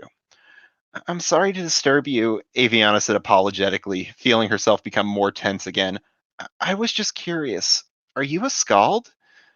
People have called me that on more than one occasion, the man answered, taking another sip from his drink, then wiping the foam of his upper lip with the back of his hand. However, being a skald isn't so much a title as it is a reputation. I thought skalds were just another word for minstrels, Aviana retorted, bewildered. The man laughed and took his book and quill off the bar and placed them into his bag. No, my dear, a minstrel will generally stay in one place, telling only the tales of that area. A skald will travel around the world seeking stories, witnessing history, and as well as the experiences of others. Isn't that the purpose of the Black Scholars? Aviana asked. The man chuckled again. Somewhat, but the Black Scholars don't go out seeking danger. They prefer to record events without ever having seen them personally. Skalds witness the events firsthand. Haven't you ever heard the phrase, whenever a skald arrives, it means history is being made? Aviana nodded. I've heard it before, but most people usually spit after they say that. The man rolled his eyes and picked up his drink again, chugging it and placing it before placing the empty mug back on the bar and swallowing. Some villagers have started to turn scalds away. Supposedly, we're starting to be seen as something of an omen, the man said, shaking his head. An omen? Aviana questioned. A scald arrives, then a few days later, a fire burns down a hamlet, or a village falls into a sinkhole, or the area is sacked by bandits. Some places are even claiming we're the ones causing their misfortune, the man said with disgust and bile in his voice. Speaking of avoiding trouble, you gonna pay your tab this time, Tarek? The bartender asked, walking out of the kitchen area and standing in front of the man. The man's massive form casted a shadow over the scald. He was a large, somewhat fat-looking man with a wide torso and bald head and a round face. He wore a short brown sleeve shirt that looked dirty with stains and food crumbs on it. Despite his fat torso, his arms looked very strong, and he had large, coarse hands. It's been 3 months since you were last here, Tarek. You still owe me 40 Dama, and I'm not letting you leave until you pay. The bartender said, his voice hoarse but firm. You know full well that I am good for my tab, Calder. Tarek responded, his eyes becoming serious as he looked up at the man. Then pay it, Calder said, crossing his arms, locking eyes with the scald. Tarek sighed and opened his bag, which Aviana couldn't help but sneak a glance into. The bag was filled with various items for traveling, such as a sack of food, a rolled-up sleeping bag, coil of rope, a water flask, flint and steel, and a large knife in a black sheath. Tarek dug through the bag and pulled out a small coin purse and handed it to Calder. Calder poured the coins out and handed back the purse. He then started to count the coins in front of both of them, the coins clinging as he handled them. 28, 29, 30. You're short, Tarek, the bartender growled as he put the coins behind the counter. Tarek turned away from the bartender to look at Aviana. I'm sorry, I never caught your name, he said politely, ignoring Calder's icy glare.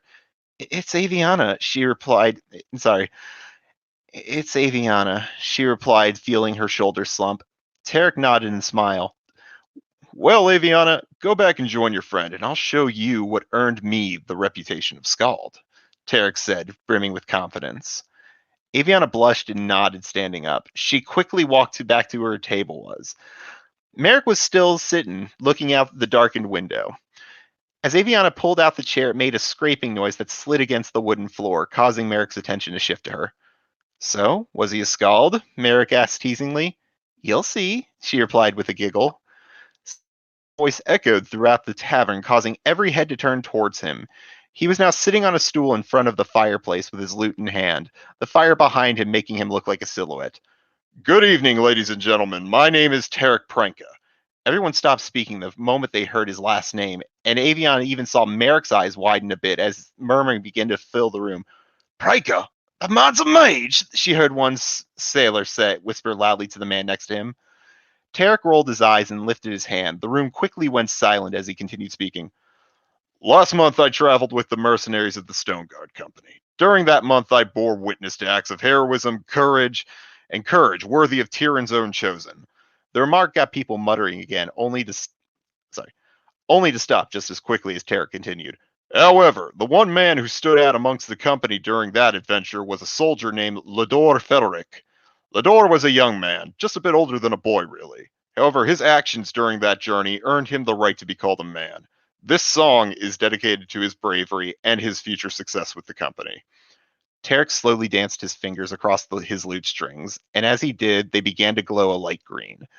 Tarek closed his eyes, and the air around the room began to shift, as though becoming charged with something. A moment later, the room began to shift around Aviana. The entire tavern was gone, and so were the other patrons. It was replaced with a vision of a forest with tall trees, almost covering most of the bright blue sky above, and the only sound that could be heard was Tarek's music, which was becoming more energetic. She could see several men wearing leather armor with steel swords and lances. They were fighting what appeared to be a wolf, but it was larger than an average wolf, and its fur appeared to be a sickly green. The wolf's teeth were sharper than any knife, and its claws more sinister than any sickle. The wolf leapt to the mercenaries and charged them, sending several flying backwards. All of the standing mercenaries charged at the wolf, all except one, a teenage boy with black hair who was crouched down, terrified, his body quivering, as was the steel lance in his hand. The mercenaries began to slash and stab at the wolf, blood falling from its body to the floor.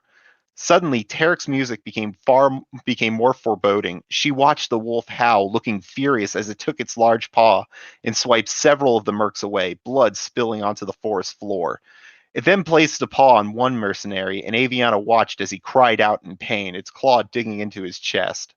The wolf's giant jaws opened, revealing its sword-like teeth, and as it lowered its muzzle to the man's head, suddenly, the tone of music changed again, and the tune became more heroic sounding as Aviana noticed the black-haired teenager charging towards the wolf. His face was red with fury, and his lance was aiming for the wolf's head. The boy stabbed the wolf several times in the muzzle and the face until finally the spear met with the wolf's eye, running it through. The wolf's other eye went wide before its body dropped to the ground, shaking for a moment before going still entirely. Tarek's music began to go quieter and quieter as the scene faded, and the last thing she saw was the boy grabbing the wounded mercenary's hand, lifting him up. Suddenly, Tarek's voice echoed through the fading scene. This was the day Lador Felric earned his place amongst the company. May his story of courage inspire us all. As Tarek's voice disappeared, the scene faded, and the room shifted back to the tavern. The entire room was quiet for a moment, then a deafening applause erupted. Even Calder looked impressed, albeit reluctantly. Several patients began to toss Dharma to Tarek, that clinked and clanked as it bounced on the wooden floor. Tarek knelt down and began picking up the coins. Unlike most desperate minstrels, he managed to make it look somewhat dignified, if a little awkward. Soon Tarek had collected the Dharma in his hands and brought it to the bar, where he gave Calder some and bagged the rest into his purse. He placed the purse into his leather bag and the loot along with his loot and lifted it up. Then walked over to the table where she and Merrick were sitting. What did you think? Tarek asked with a grin. It was incredible, Aviana declared, looking up at him. Merrick, who was trying his best to hide his delight, responded, his face flushed with embarrassment. I am so sorry I doubted you, Lord Pranka. Please forgive my rudeness and accept my humblest apologies. Merrick said, bowing his head before he looked over at Aviana and motioned for her to do the same. Aviana quickly bowed her head as well. Tarek smiled and sat at an empty seat at the table.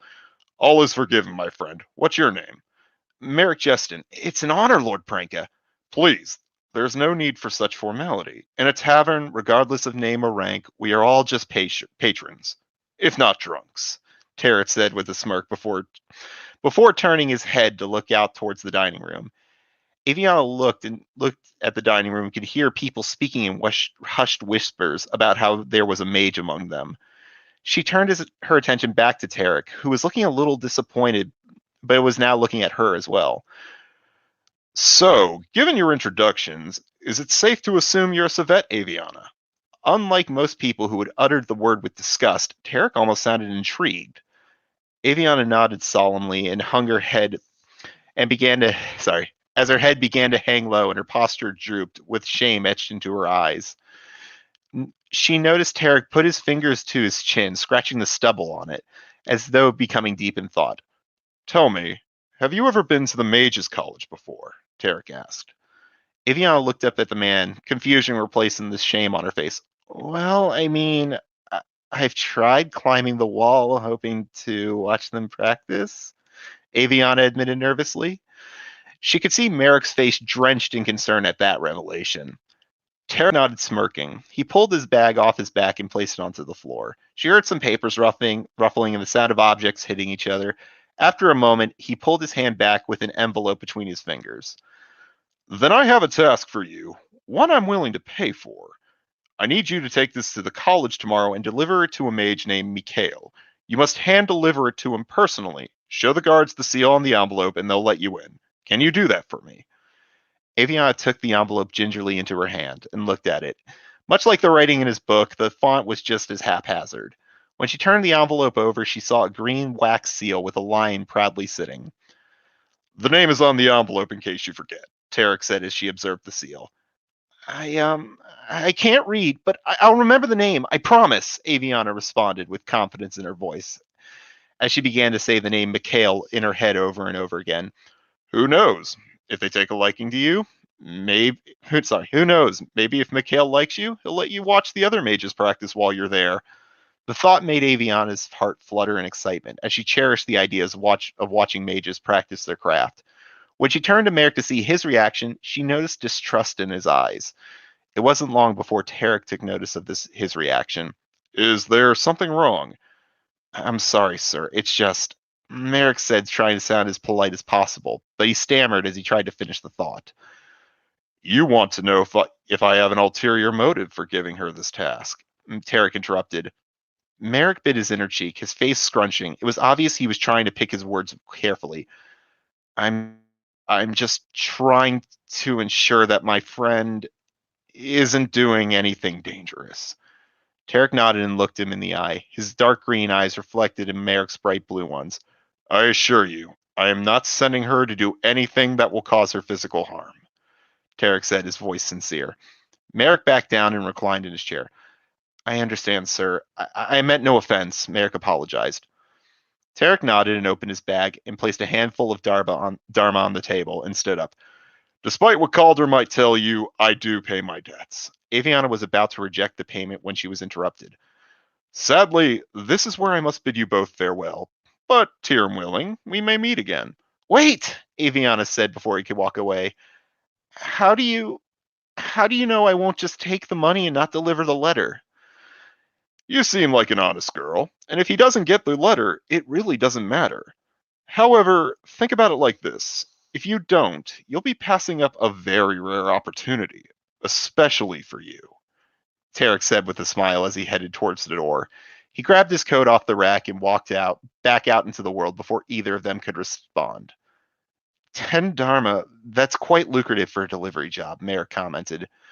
Aviana sat quietly. She stared at the Dharma in her hand. Do you think I could be a mage? Aviana asked. Well, it's possible, I suppose, Merrick responded hesitantly. Why do you ask? It's just, why would he ask me to do this? Why not you? Why not anyone else here? Aviana replied. Merrick sighed. I wouldn't get your hopes up. I think he was just taking pity on you. Look, I would just go to do the delivery tomorrow and go back to finding some kind of work. Aviana frowned and felt her heart sink at the prospect. Merrick, there's nothing else I can do. No one will hire me, and the jobs I am able to get always pay so little. I'm just trying to look out for you. I know you have it much harder than I do. That doesn't mean you can't make something of yourself, Merrick stated. I know you don't want to hear it, but get employment as a servant. At least you'll have a real roof over your head. Aviana stood up quickly and pushed the chair away from the table. I'd rather die in the street than live a life of servitude. She looked down at the 10 Dharma in her hand and heard the jingling of the coins in her cloak's pocket. And today I can afford a roof all on my own, Aviana said, her words colder than the snow and ice outside. She noticed Merrick was taken aback, but said nothing as she walked away from the table to the bar where Calder was cleaning a mug. Excuse me, sir, how much is it to rent a room for the night? Aviana asked, looking up at the bartender. Room is 6 Dharma for the night, 8 with a bath, Calder responded without looking at her.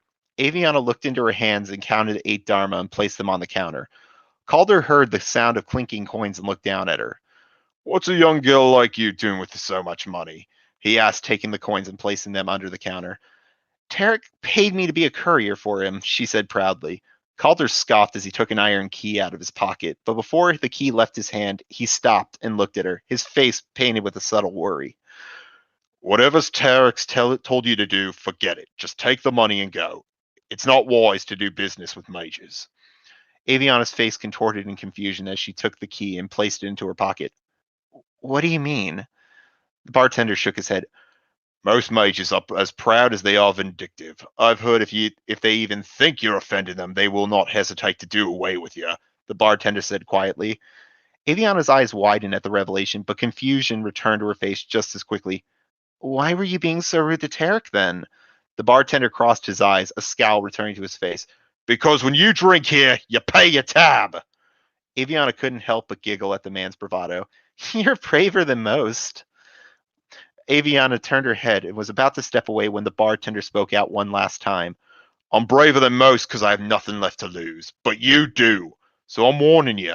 Just walk away. Forget this ever happened. Aviana walked back to her table, paying no mind to the bartender's warning. When she arrived at the table, she saw Merrick looking at her, worry painted on his face. She thought about what she had said before and felt regret beginning to worm its way into her heart. Merrick, I'm really sorry. I shouldn't have spoken to you like that. You're just looking out for me like you always have, Aviana said quietly. I should be the one apologizing. I know it's a touchy subject, and I didn't mean to ruin your evening, Merrick replied. The two sat in silence for a moment. I got a room with a bath. Do you want to stay with me tonight? Aviana asked innocently. Merrick shook his head, laughing. No, I'll be all right at the apartment I'm squatting in. You should stay, though. If you're going to the college tomorrow, you should really get clean and have a good night's sleep for once. On that note, I should be going anyways before it gets too dark to see. You'll come with me to the Mages College tomorrow, right? Aviana said, shivering at the thought of going alone. Of course. I'll meet you here in the morning, Merrick replied, smiling, putting her heart at ease. And I'll end it there for today. That was awesome. Very nice indeed. But this Tarek chap is also a heretic. No. Oh, for fuck's sake, man. That's you, isn't it? No, Hey, not no. a good author insert. I've written plenty of those guys. Okay. I'm gonna do just a small revelation real quick. Aviana is not me per se. She is more of a manifest. No. No, I'm getting to Tarek. I'm getting to about the character with your name. That's you. No, he's not. That's what I was getting at. Tarek He's someone that you want to be? No. What Tarek is kind of the combination of my best features, but what I think are some of my brother. Well, he's kind of a combination of my best features and my worst features. He does not have my personality. I do not have the kind of bravado or a bit like confidence he does to stare someone down like that. But wouldn't that still be you if he's your best and worst? Nah, it's not it's sort of a self-insert, but it's more of a just. I guess you can call it that. Yeah, I don't like using that word because it's not like I put myself into the story, if you will. Yeah, and it has a pretty negative cognition associated with it. That's why I'm getting so defensive about that. But what's interesting about Aviana, and this is the only reason why I'm explaining this, she is not a representation of me per se. She's a representation of my experiences with jobs and everything. And that will become more clear as the story goes on. Like, if you get what I mean. Projection. Yep, we've been there. Yeah. Oh yeah. But they're all growing into their own characters, obviously. Mm-hmm. I see. Interesting. But I'm glad everybody enjoyed that. That makes me very happy. Yes. But he's too nice to Aviana. That's blasphemy. Tarek. Okay. One last thing, if you don't mind. Tarek is, even to the Mages College, he's considered sort of a pariah, if you will, because he's a skald, and essentially what that is Daddy put him in the best college in the world, and he said, you know what, I want to be a rock star. Yeah. Man. So My Dad the Rock Star. I remember that cartoon. But he essentially, he's a considered pariah, and even the mages don't like him, so he's an outsider in the mages world, so that makes him much more likely to act like this. He doesn't care. He just wants to go around finding stories. That's all he wants. Well, we can relate to that too. Mm-hmm. I relate to that absolutely. Yeah. On this note, I will probably have to tap out at this point. Alrighty. Just when it was my turn. I will be looking over the archive stream in the morning when I get up, though. So Okay. I'll be able to catch what you're saying, Kisho. There will just be a bit of a lag. Thanks. Cool. No worries. Now, if you'll excuse me, I'm escaping to the Yes, one Later, place Carl. that hasn't been corrupted by capitalism. Hold on. My bad. Later. Careful, you're starting to sound like Later. one of those liberal nut jobs. No, he Yeah. was doing Tim Curry. Yeah, from Red Alert. Huh. Screw it. It's- Sorry, didn't get the reference. Anyway, see ya. So, Okay. So for those that may or may not know, I have a job working as a lore writer for a upcoming card game. And basically, I'm given like a prompt of writing a short story based off a character, and I go to town with it. And let's see. I'm posting a direct link on the private chat, and it's playaethernia.com, and under the tabs for a universe, there's lore, and the stories that I've written are up there. Technically, it's not under my name, but anyway, one of the ones I'm going to read is about Rain, who is sort of like a fallen heroine, or basically kind of villainous, whose main power feature is that she's corrupted by some dark artifact, and she uses the power to like drain life from others and stuff. Anyway, here I go. Starting. Must devour. The happiest moment of Rain's life was the birth of her daughter. A land built on joy, happiness, and prosperity might sound like a fairy tale to some, but it existed. In Lunaria, everything was aglow in light, be it the sun on a midsummer midday, or at night with the moon and stars illuminating the dark away. Light was the very foundation of Lunaria. It revealed all. It was beautiful to see. It inspired the will to do good. All these strong morals helped it grow from a small ideal village to the kingdom it is today. And when a Lunarian was born, they were bathed in light that helped made the world that much brighter, a sign of how, quite literally, their lives would be in the future. The brighter the birth, the better result to look forward to. With how bright her baby was, glowing for most of the night and only just started to dim down. Queen Rain, who sat on a rocking chair to hold the baby all night, could only imagine what this meant for her and her newborn daughter and the future this will bring. A daughter who she could quite literally see growing up before her eyes in the years to come. As a beautiful young woman full of heart, and this baby in her hands. Her destiny was to be the brightest of all, uniting everyone in Lunaria and beyond under her wisdom and guidance. It was a comforting thought, just as imagining what the future room to belonging her growing baby would look like. Your name will be Evelyn, Rain whispered, and you will be the light of our beloved kingdom. The baby Evelyn said nothing as she slept, but nestled closely to her mother's bosom. Rain smiled and continued to gently rock her.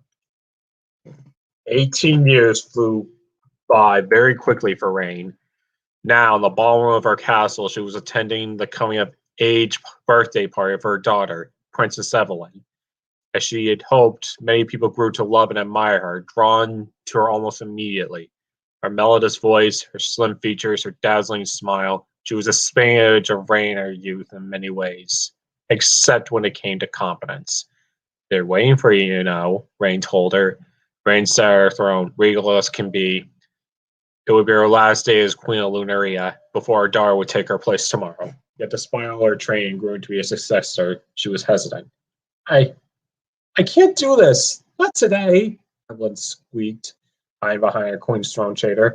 Put at least something less bright. You're to be the Queen of Lunaria. you can't be any less conspicuous if you want to be after tomorrow. So you might as well look. Evelyn frowned, poking her head out to look at her mom with a pout. But you know I don't like yellow. Yellow is the vibrant color of the sun, said Rain. It is like gold and being valuable beyond compare. It is fitting as your blonde hair. Her hand reached back to push a few strands of said blonde hair behind her ear. Even all bundled up behind her, it still somehow spilled out, and she liked to keep it long and flowing. She never did like to dress up extravagantly, which was another point to her humble charm.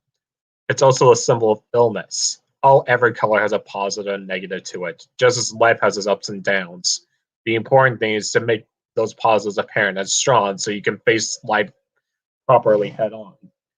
It's a handy thing to learn as queen. Mom, now go and have fun, said Rain. This is your last day as princess, so make the most of it, dear. Slowly, Evelyn nodded and found a steady smile. Okay, I'll try. Rain hummed in approval, happy to see her daughter step out from her hiding spot. She saw fit to quickly ask, and while you're there, do see if you can ask that nice boy from the Pluton house for a dance. Evelyn flashed angry red as she turned to face her. Mom! I simply want to know when to expect grandchildren, Rain teased. At this point, you might not get them, Evelyn muttered darkly.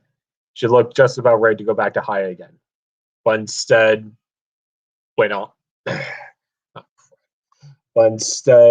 hurried down to the ballroom. Good. The girl took after her headstrong attributes too. The birthday party went on for hours. Everyone was merry and excited. Even Evelyn, once she crawled out of her initial shyness. Rain watched her talk with everyone that came to her, laughed with her, gossiped, and had her eat at least one sampling of the chef's foods for them. And that was not getting to some of them trying to showboat how nice some of their gifts to her were. She will make a great queen.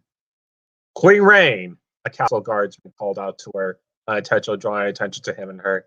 A trouble from afar has come to see you. For what purpose? She asked. He wishes to present a gift for Princess Evelyn with your blessing. Rain did not need to think much into this. Evelyn was too well liked and beloved to be a target of any nation. And this was a far off traveler. It wouldn't do to her. And this was a well off traveler. It wouldn't do to refuse hospitality to him. Let him in.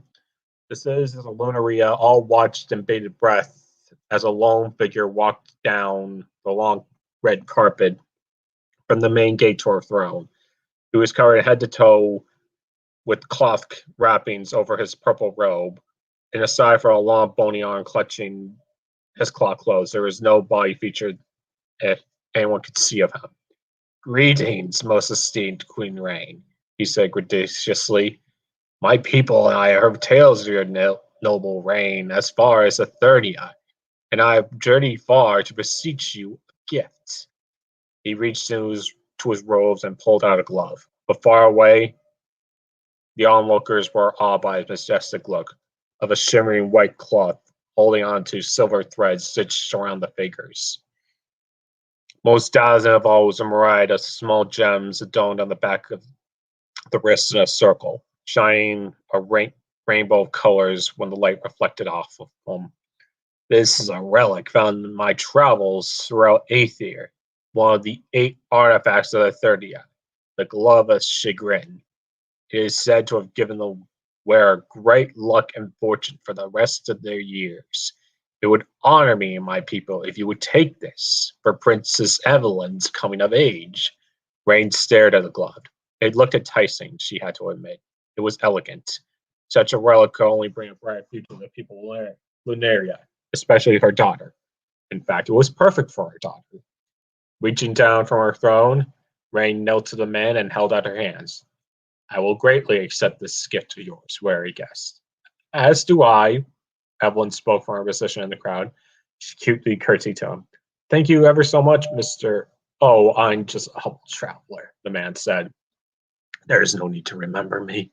Many people want to know more about him or what it was like in Eternia, but he simply left his gift and went on his way without another word. It was almost a shame he wouldn't accept their hospitality, but Lunaria was a place of peace and understanding. Forcing customs onto others was deeply discouraged. Rain could at least honor him and his gift, as he raised the glove of chagrin for all to see. May the kingdom of Lunaria be prosperous for another millennium, by the blessing of Eternia. It was the last joyous day she could ever remember. At night, Rain found herself unable to sleep. Something inside her told her to check on Evelyn to see if she was okay. Her daughter was probably panicking about the coming of age and becoming the new queen of Lunaria with all the responsibilities with it. Politics, economics, foreign politics, farming, trade, nobility politics. Okay, so Rain was also worried. But Evelyn would always be a baby girl. An innocent and pure girl, almost too good, too bright to be a queen. But it was the perfect calling for her daughter, her legacy, her baby ball of light. Eventually, the queen reached the door to her daughter's room, quietly opening it. Evelyn, sweetie, what she saw next will forever haunt her. Despite the room lights turned off, it was alight with a dazzling yellow light in the center. Her daughter was almost glowing, almost rosy when she was first born. The glow of chagrin, which she found placed on the tea table, was also glowing. It was, and the tendrils of light were connected to each other. Was this the artifact's nature, blessing the user to bring out their inner light? It was such a marvelous gift, it's almost a wonder why the Wanderer would give it away so readily, and left right away right after. Wait, was this even the same artifact? The one for the party earlier was white and adorned in a rainbow. This one looked dark and sinister, a dark blue in color, and more leathery latex than silk. We must be freed. We will consume. Always devour. Rain flinched. She never heard such a ghastly voice before. Where did it come from? Suddenly, Evelyn's glow started to wane as the light of her body dimmed. The light of the artifact grew brighter. A cold knot of fear gripped the queen, unsure what was happening to her princess and too overwhelmed to stop it. Evelyn? Before Rain knew it, the light of Evelyn's body was gone. In a flash, the glow of chagrin also stopped glowing. It was that the light spectacle never happened. Evelyn, sweetie, are you okay? Rain spoke, rushing to her daughter's bed. What happened was just a side effect of the artifact. Nothing was wrong. Are you okay? Did you have a bad trip? Cold. Evelyn's arm was very, very cold. Not ounce of warmth to be felt. Evelyn's breath hitched. She pressed her fingers firmly on her daughter's forearm and felt nothing. She then leaned to her Evelyn's chest and felt her heartbeat, but she couldn't feel it. She couldn't feel anything. She couldn't hear anything, not even the breathing from her mouth and nose. No, Rain said, starting to shake her shoulders. She moved so easily, yet her eyes remained closed. Evelyn, wake up. Please, wake up for mommy. Evelyn! Evelyn! It was then that she saw something horrific. All day thought. Her body was stabbed at her sides, and Blaze seized out of her nightdress. Of blood, as well as light. She can never wake up again. Evelyn! Her baby, her beautiful, sweet baby girl, stuck through her life her very sleep. It was peaceful, cruel. Keisho, you're fading in and out. Ah, crud. Where did I leave off? You were screaming. Okay, what was the last part that you heard? That's what I was getting into it too. You were screaming because the young lady was Evelyn's dead. Yes. See. Yeah, Mom, I'm reading. With my parents. Okay. I thought that was Evelyn. She came back to life and said, "Yeah, Mom, I'm reading." Yeah, I live with my parents. Anyway, back to where I was.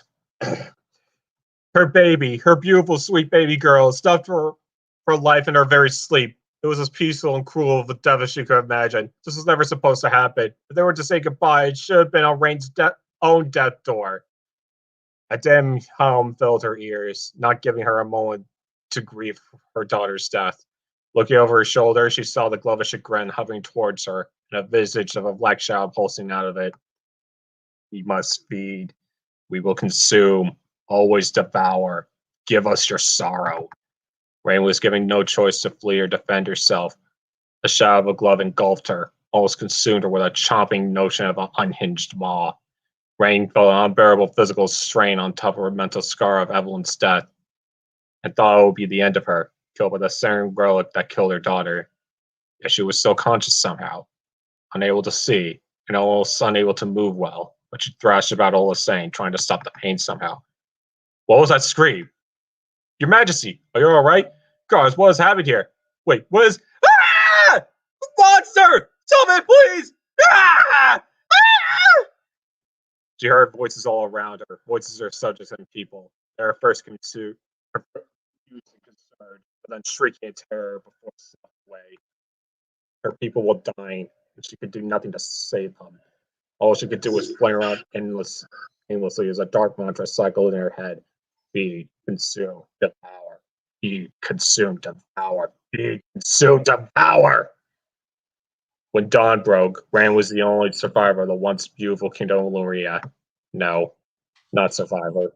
She was the monster, the one who did this to her people, killed them, butchered them, ate them. She still had her bloodstains on her now ruined robes.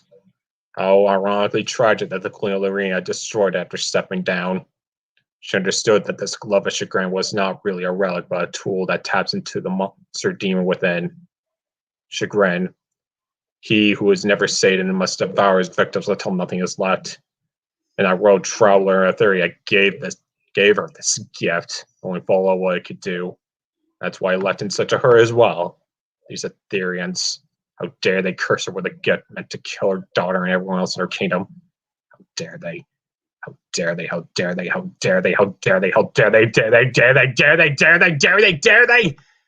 Rain collapsed and broke in tears. She could take those pastors all she wanted, but would not bring England back. It's about her daughter, Evelyn. Oh, Evelyn. Her daughter was dead, killed by this chagrin.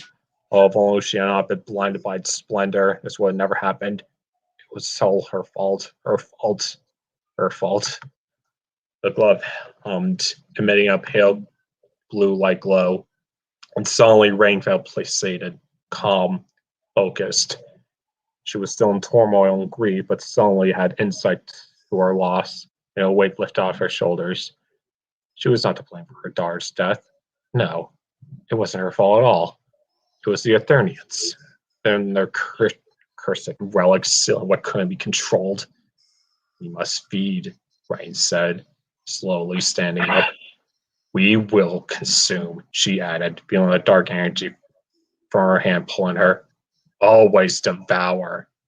A darkness enshrouded her. Then she was gone. And that's the story. Love the passion, I gotta say. Very good Yeah. emotion there.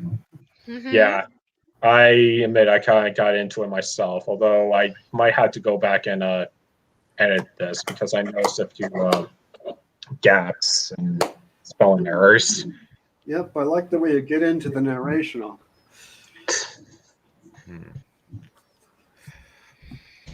Very nice. So, options. So, Guys, I have to go. okay, Bye now. see ya. Okay. Night. Hmm. Huh. So what to do? What to do? Me. Well, what are our options?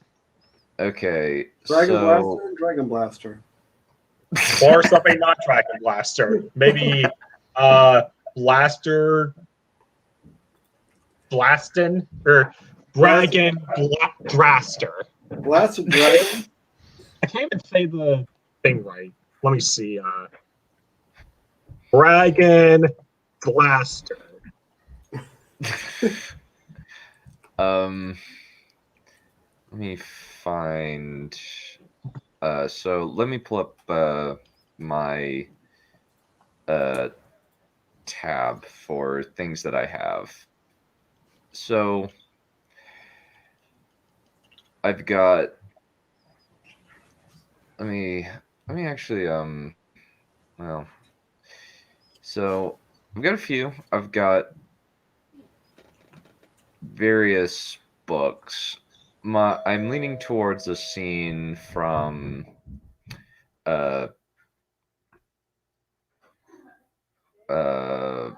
Blood of the Dragon, which is this book right here. Why does this thing have filter? Apparently, somebody with my name does a whole lot of pottery work. Huh. His name is Malachi Dunn too. Malachi but Dunn, you close. mean? Sorry, Have you never picked up a Bible? no, actually. Oh. I mean, I used to go to Sunday school, but I think it's because I was born with Asperger's that I never really did anything very deeper in the Christian religion than like read the hymns and go to Sunday mass almost religiously, ironically enough. That is, yeah, I think irony is the right word in that. Mm-hmm. If you're set on like this one thing done, like on that one scene, why not just read that? Yeah. So this is book 2 of the Dragonlord Annals. Basically, basically what has been happening up to this point is, so for some reason, I think some troll put a 1-star review on this and deleted another review somehow. I don't know why. That's really odd. It was originally at 3, and now for whatever reason it's at 1. Yeah. Well, never mind. Alrighty. Well, I'll figure that out later. It's really strange. Got some tough. Richard Hooper's a tough critic. Yeah. Though I don't know because there was originally another review that was like they evened this out to 5. Those 5 stars that evened it out to 3, and for some reason it's vanished. I don't know why. Strange. Mm-hmm. I was just like, maybe I think I probably need to clean up King of Damnation a little bit. Might be a good option, but it's just like a little bit harsh, especially considering like the rest of the series has gotten fairly positive reviews, and it's my best-selling series up to this point. It's very weird. I'll figure it out another time. So well, you'll eventually have Dragon Blaster publicly available. I just need to get an editor, an official editor, and then write it, and then that sort of thing. Anyway, Sorry about that. Oh, Welcome back. no worries. Yeah. Welcome back. Yeah. So basically up to this point, this guy named Elensar has made a deal with this eldritch dragon thing that gives him the ability to transform his people into small fiery demons. And he's currently going on a revolt against Aemond against the Numenorian Empire, which conquered his homeland. And now he's attacking a city in order to perform a dark ritual that will allow him to even the odds with Aemond and Vagar and the other dragons that are in the south at the capital. So that's kind of the context for this. And the queen is pregnant with her third, or the High Queen is pregnant with her third baby, and one of her children is off with the dwarves along with Aemon's son, learning kind of just as like a wardship. And one of her sons had these strange visions directing him to go north beyond this strange door. And Aemon's wife took him up there, but he's vanished behind the door, and she wasn't able to get him back when the doors closed behind him. So that's kind of what's happened up to this point in the story. All right. Okay. Yeah.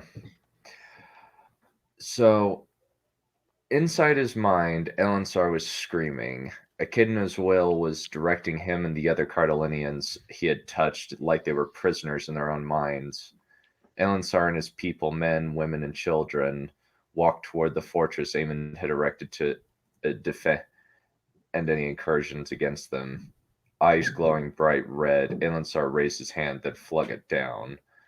The thousands of Cardalinians burst into flame, the illusion of humanity burning away to reveal what they had become.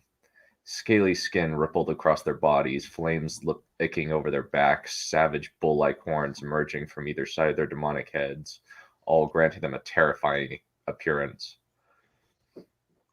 Elensar did not transform. He wore armor that Echidna had gifted him as her champion. It was a mixture of black steel and a strange spiky red substance he had never seen before, though he assumed it was dragon skin. The slits in the helmet exposed his red eyes, though the black mail was enough to draw any eye with its fearsome design. A shield formed from a scale of Echidna hung on his arm, with a long sword forged from the bone of some long-dead dragon was strapped across his back.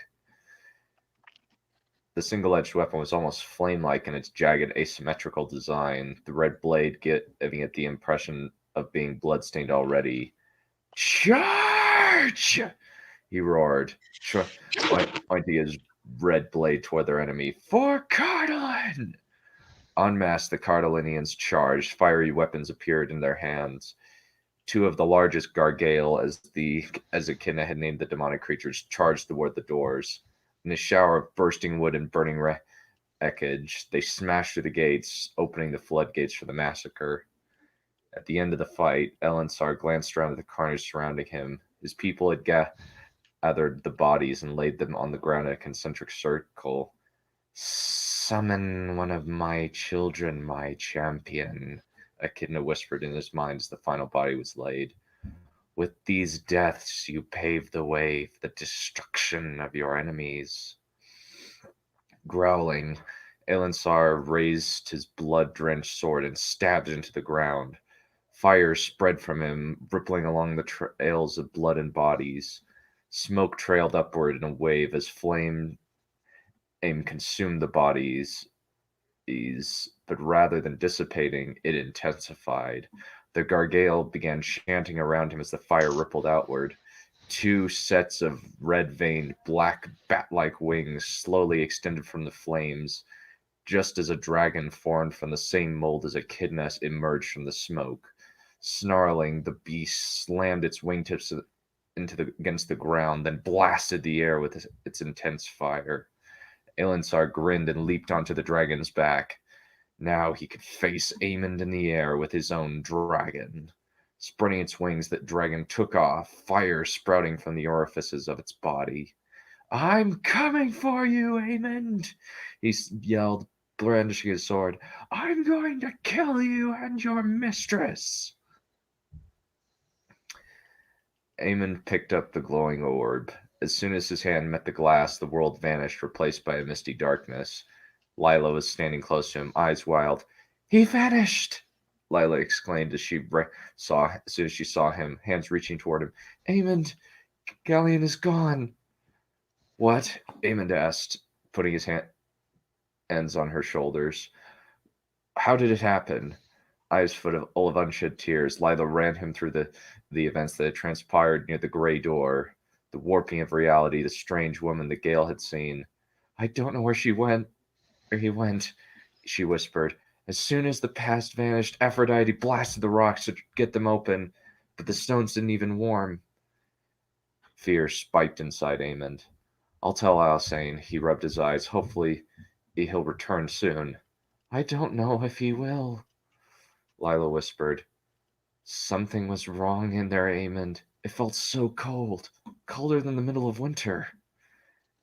Aemond took a deep breath and flexed his hands. There's nothing we can do at the moment. He looked into her eyes. Something else was wrong. Is there something else bothering you? There's news from Cardolan, Lila said. They've risen in revolt, and at least a dozen cities have been destroyed. Several refugees have begun filtering out of the country. They're telling stories of strange demons with bullhorns. What? Aemond asked, hand going to the burn mark on his chest. Memories of a demon the size of a dragon smacking him aside like a rag doll flashed through his mind. An army of demons? They're supposedly not as big as the creature you fought, Lila said quickly, but there is an army. I'm coming up there with Vagar, Aemond growled. We'll send both of them scurrying back into their mountain. Lila nodded and smiled. I'll see you soon then. With that, she vanished. Aemond released the orb and clenched his fist. It seemed as though he would slake Darkfire's thirst first on the blood of Cardolan. Vagar swished her tail and growled at Balin. Hope you can handle things while I'm gone, she mocked him affectionately. Don't trip over your own wings. I'm not a hatchling, the silver dragon grumbled back, yawning widely. Sniffing at her fellow dragon's lack of a sense of humor, Vagar shifted from wingtip to wingtip. Close to her, Aemond was giving Alicane a hug. Balin will take care of me while you deal with this new threat. Alicane massaged her large stomach. Anyway, just a familiar scent flying through the air caused Vagar's nostrils to flare. Snarling, she raised her head toward the source of the fiery smell. Baring her teeth, Vagar roared. Aemond and Alicane both jumped and turned toward or the agitated black dragon. Aemond, look! Vagar lashed her armored tail and pointed toward the western sky. Aemond's silver hair blew in the wind as he followed Vagar's gaze. As soon as he saw what Vagar had seen, a look of horror crossed his face. It was an enormous dragon, covered in magma-like scales, smoke trailing through the air behind it. Intense heat radiated from the monster as it shot toward them, scorching the landscape below with just its presence. That's impossible, he whispered. Quickly he turned toward Alicane and pointed south. Alicane, run! Get out of here! The queen nodded and rushed to her dragon. Balin lowered his head toward his rider, allowing her to awkwardly clamber onto his back.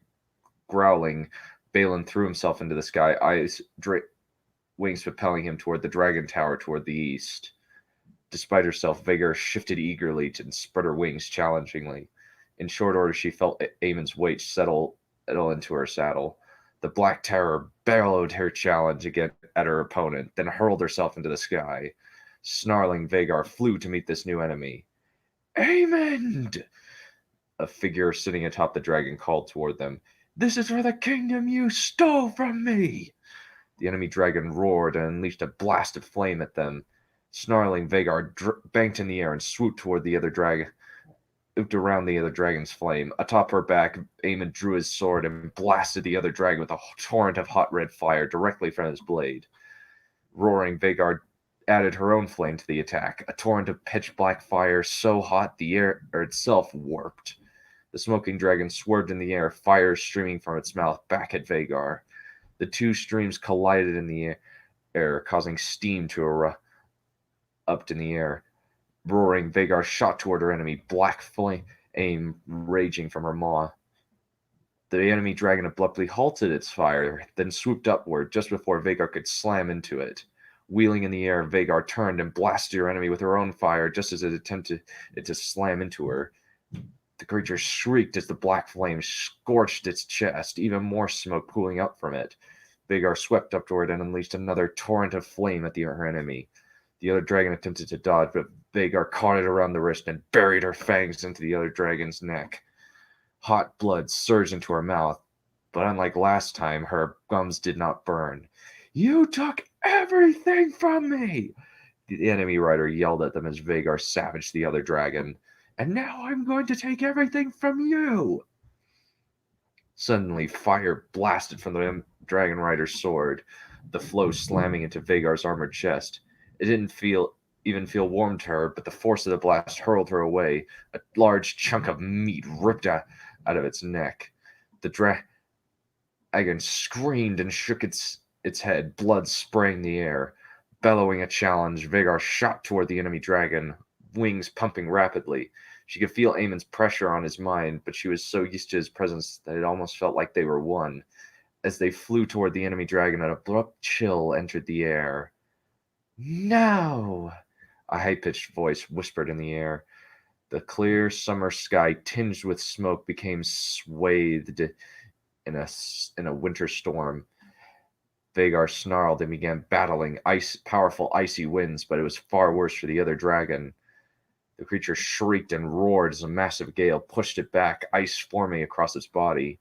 Yelling, the rider attempted to direct his dragon to attack Vagar, but the wind buffeted his mouth out away from her. "I have sworn to protect this land, and now is not the time for battle," the voice continued. "The time of conflict is soon, but until then, take only what is yours, son of the fire." Yelling in fury, the enemy dragon rider turned around and fled into the distance, skirting along the mountains. So that's how they got out here without us realizing, Vagar thought as the wind around her stilled, allowing her to glide back to the city. Balon landed atop the dragon tower a minute before they did, thankfully with Alicent on his back. "What happened?" the queen asked, clutching her swollen belly. "Something that I don't understand," Aemond admitted, sliding off his dragon before rushing to help his friend off her dragon. As soon as her feet touched the ground, she gasped and clutched at her fist arm. "The baby is coming," she whispered, tears of pain flowing down her cheeks. "Come with me," Aemond ushered Alicent toward the door, shouting for the physicians and the midwife. Taria was in the deep wood with her people, too far away for them to bring her at this juncture. Rumbling in agitation, Balon watched the two leave with deep concern on his broad silver face. Eschewing jabs, Vagar gave her friend a nudge. "It's going to be all right," she remarked. "You're going to be okay." "You've never felt what it's like to lose a rider, Vagar." Balon settled on the ground. "You're not all right after that." "She's not going to die," Vagar declared confidently, settling down. "She's given birth to 2 babies already, and it's been fine." Balon snorted. "Yes, but both times Taria was there, and there wasn't this big a gap between her children." Vagar snorted back and switched her tail. "Ye of little faith." "Ye of great arrogance," Balon retorted, but it was affectionate. Smiling, Vagar prowled to the edge of the tower, snarling toward where the enemy dragon had left. "I'll find you," she vowed, "and when I do, we're going to fight to the death." "What do you mean?" Aemond asked, a hole forming in the pit of his stomach. "The baby died just as he came out of the womb?" The midwife looked down to avoid the prince's gaze. "The delivery went smoothly, sire," she reported. "The queen is in good health, but the baby died from the shock of entering the world. We're very sorry." Breathing deeply, Aemond rubbed his eyes. "Fine, you may go." The midwife nodded and curtsied, but she hesitated. "If I may, sire, there was something strange about the child," she said slowly. "What was that?" Aemond demanded. "Was there sign of poisoning?" If he could direct his frustration at something productive. No, the midwife said quickly. "The little prince was born with bright blue eyes and pale skin, unnaturally cold as well. Bits of clear bone were protruding in his elbows and shoulders." Aemond frowned. "I'll break the news to her," he said quietly. "I will take care of laying the baby to rest as well." Sagging with ethereally, the midwife departed. Carefully, Aemon opened the door and walked into the room. Alysanne was lying against a set of pillows, blissfully asleep, thank the gods. Steeling himself, Aemon quietly pulled over a chair and sat down. He took her hand, but she still didn't wake up. Abruptly, he felt a coldness in the air, akin to during the fight only a few hours ago. What had happened here? I will take the baby, my son. Aemon turned, drawing his sword. A short woman stood near the crib where the baby was, dark hair flowing down her back, rounded angles on her youthful face accentuating her bright blue eyes. Casually, she toyed with the baby's stomach, and then loud cries began rising from the crib, cries that should not be coming from a dead baby. Slowly, the woman picked up the baby and quieted it. So sweet, she cooed, letting the baby take hold of her finger and shake it. This is the price for me defending you. Who are you? Aemon demanded, the warmth of his sword rising inside of him. Coolly, the woman backed away from the sword as if it were a deadly snake, albeit a sleeping one. I am Lilith, though you know me as the Pale Mother. The woman nodded toward the sword. Please, put that vile thing away. It offends me. Why? He asked. This person was clearly not human. The unnatural cold in the air seemed to be coming from her, and her bare feet. It had no marks on them other than of even the slightest bit of dirt. Apparently, she had appeared out of nowhere. Because it was forged from one of the children of my enemy, Lilith sniffed. A good sword, but ice and fire do not mix well. What did you do to that baby? Aemon asked. Besides, how do I know that I couldn't have defeated that thing on my own? There's no knowing, Lilith explained, eyes still flickering between his face and the sword. You look like him, you know. Who? Aemon demanded. Arethyr, your ancestor, Lilith tilted her head. Even the silver hair. For the first time in this strange conversation, Aemon felt afraid. What are you talking about? Why is this relevant? Because we're family, Aemon, Lilith smiled. I'm your quite a few greats grandmother. Aemon froze. How is that possible? Arethyr came to me when the Dark Lord was ravaging the land. Lilith smiled. I sent a message to him with the sword as a sign of goodwill, which I see you have gotten rid of. Her mouth tightened. I'd advise retrieving that sword from the dragon you gave it to. A wise action in the moment, but unless you have it, I cannot help you on the field of battle as per the pact I made with your ancestor in exchange for his seed. What pact? Aemon's mind was reeling. He'd heard the story of the Great Company venturing to the underworld hundreds of times and had told that just as many times to his children. This was something he'd never heard before. So ignorant of me, Lilith said, genuinely sad. Am I so vilified by the people I saved? What pact? Aemon demanded. I provided warriors, the ones the orcs named the Pale Men, to your ancestor in exchange for the gift of a child. Lilith stroked her stomach. It was difficult to let my baby go, she whispered, but it turned out for the best. You and yours are positioned to take the throne of all the land, not just Sarmatia, where they relegated those of my bloodline. Like you are something to be ashamed of. She sniffed. Which one? Aemon asked. Galahad, Lilith said quietly. A beautiful silver-haired boy I left at the doorstep of the fort that became the capital of Sarmatia. So I'm not descended from Gala the Shield Maiden, Aemon realized, hand going to his head. No, she grimaced. Her sons became High King and his fist, while my son was shunted away like an embarrassment. Eamon kept his eyes on Lilith's face, but internally he was trying to come up with a plan to snatch the baby out of her arms. What is the point of all this? He asked. Why manipulate Gaily, Ailey into coming to you? Why did that make it look like the baby was dead? A slow smile crossed the tiny woman's face as she looked into his eyes. To put my line where it should be, she said firmly. The throne of all Numenor. Eamon's shock caused him to tremble. No, he whispered. I swore a vow. Why do you think Alysae named you regent if she should die? Lilith's smile broadened. Why do you think I've taken her eldest son and her baby, leaving only the young princess who adores your son? Why do you think Magar is so strong? Why do you think I led Simon to the ancient library? Why do you think I directed you toward the Seeing Stone? Why do you think I aided your healing after the Gargale nearly killed you? Eamon gasped, causing her to raise an eyebrow.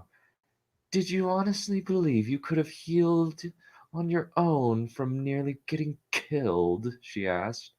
Admittedly, having the demon's blood in you helped, but I helped you get through the healing process. Without me, you would be dead. Swallowing, Eamon raised his sword. Give the baby back, he commanded. No, I won't.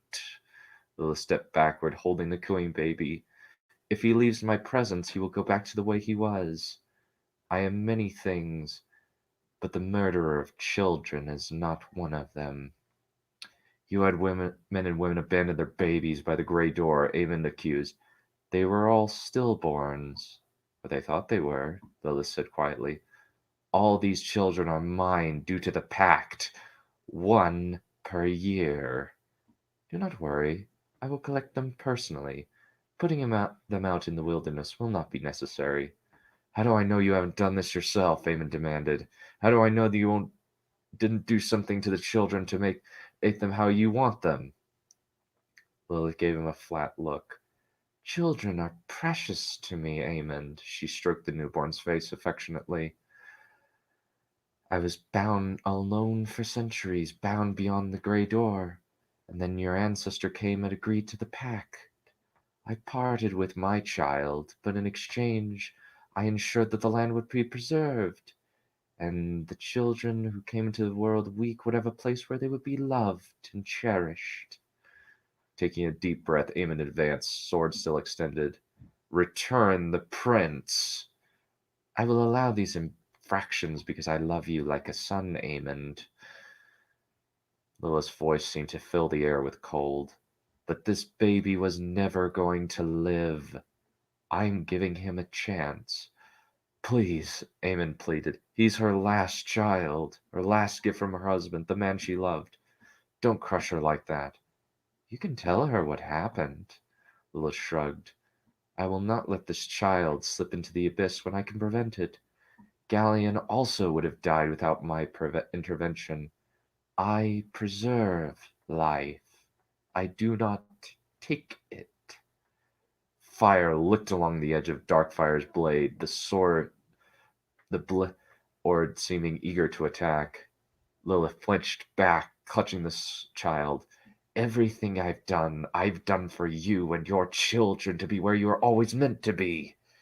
I was promised your ancestor would be High King, and I will have what I was promised. Even if you do not sit the throne, Arion and Neria will wed, and our descendants will. Or if Magar continues to cover herself in glory in the south, perhaps the land she conquers will want her as queen. Magar doesn't care about conquest, Eamon protested. No, but she cares about defending those under her protection. Lilith glanced toward Alysae. She should be awaking soon. Tell her that the child died. It will be far easier to explain. Eamon only had time to make a step before the pale mother vanished into a shroud of mist. Fists clenched, she stared around until Alysae sat up and looked around. Eamon? She rubbed her eyes. Where's my baby? Is she all right? Swallowing, Eamon glanced away. I'm sorry, Alisane, he said quietly. He swallowed. He's gone. Alisane put her hands to her mouth and moaned, rocking back and forth as tears slowed down her face. My baby, she whispered. My babies. I've lost them all. Neria is still alive. Eamon sat down beside the bed and gave his old friend a hug. Alisane leaned her head against his shoulder and clutched at his jacket. I'll tell Hadriel to come home. Much as the dwarves will help us, we need as many dragon riders as we can to be here. I want my daughter back, Alisane whispered. I want my son back. I want my baby back. Pain spiked inside Eamon, but he couldn't tell her what had happened to the baby. She wouldn't have believed him. He barely believed it himself. And that is the end. A lot of Rumpelstiltskin I got out of that. I can't wait to finish the first book so I can read this one. Mm-hmm. Yeah. I will. I look forward to hearing your thoughts once you get finished. Mm-hmm. Yeah, there's some interesting stuff with this one. Especially like since Megara is very much like my take on Alexander the Great, with less daddy issues and a less crazy mom. Yeah. Sounds like it. Yeah. Yes, she is kind of like the biblical Lilith, in terms of she wanted something different than, and this is kind of in the first book, there's kind of this myth of the Grey Company, and this kind of reveals, oh, the Grey Company is BS. It was really a deal. This guy banged this lady, produced a son in exchange for saying, hey, you can be king. This kid can be queen. And then, nope, didn't happen. And unfortunately. Yeah, and that has now led to problems. Mm. Unfortunately for this particular kingdom. But anyway, I believe that is all for today. Thank you all for coming. This has been a good show. Lots of good writers today. No problem. Yep, of course. Yeah, I agree. And This one was a fun one. Yeah. Yep. Very. Yeah, the parody one was amazing. I was dying. I read that. I came in confused to that, and I left freaking confused. Yeah.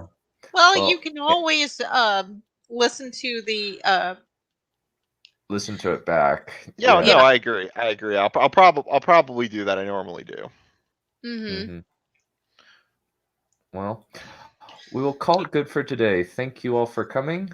We'll see Time you soon. for dinner. Bye. Bye, guys. Bye.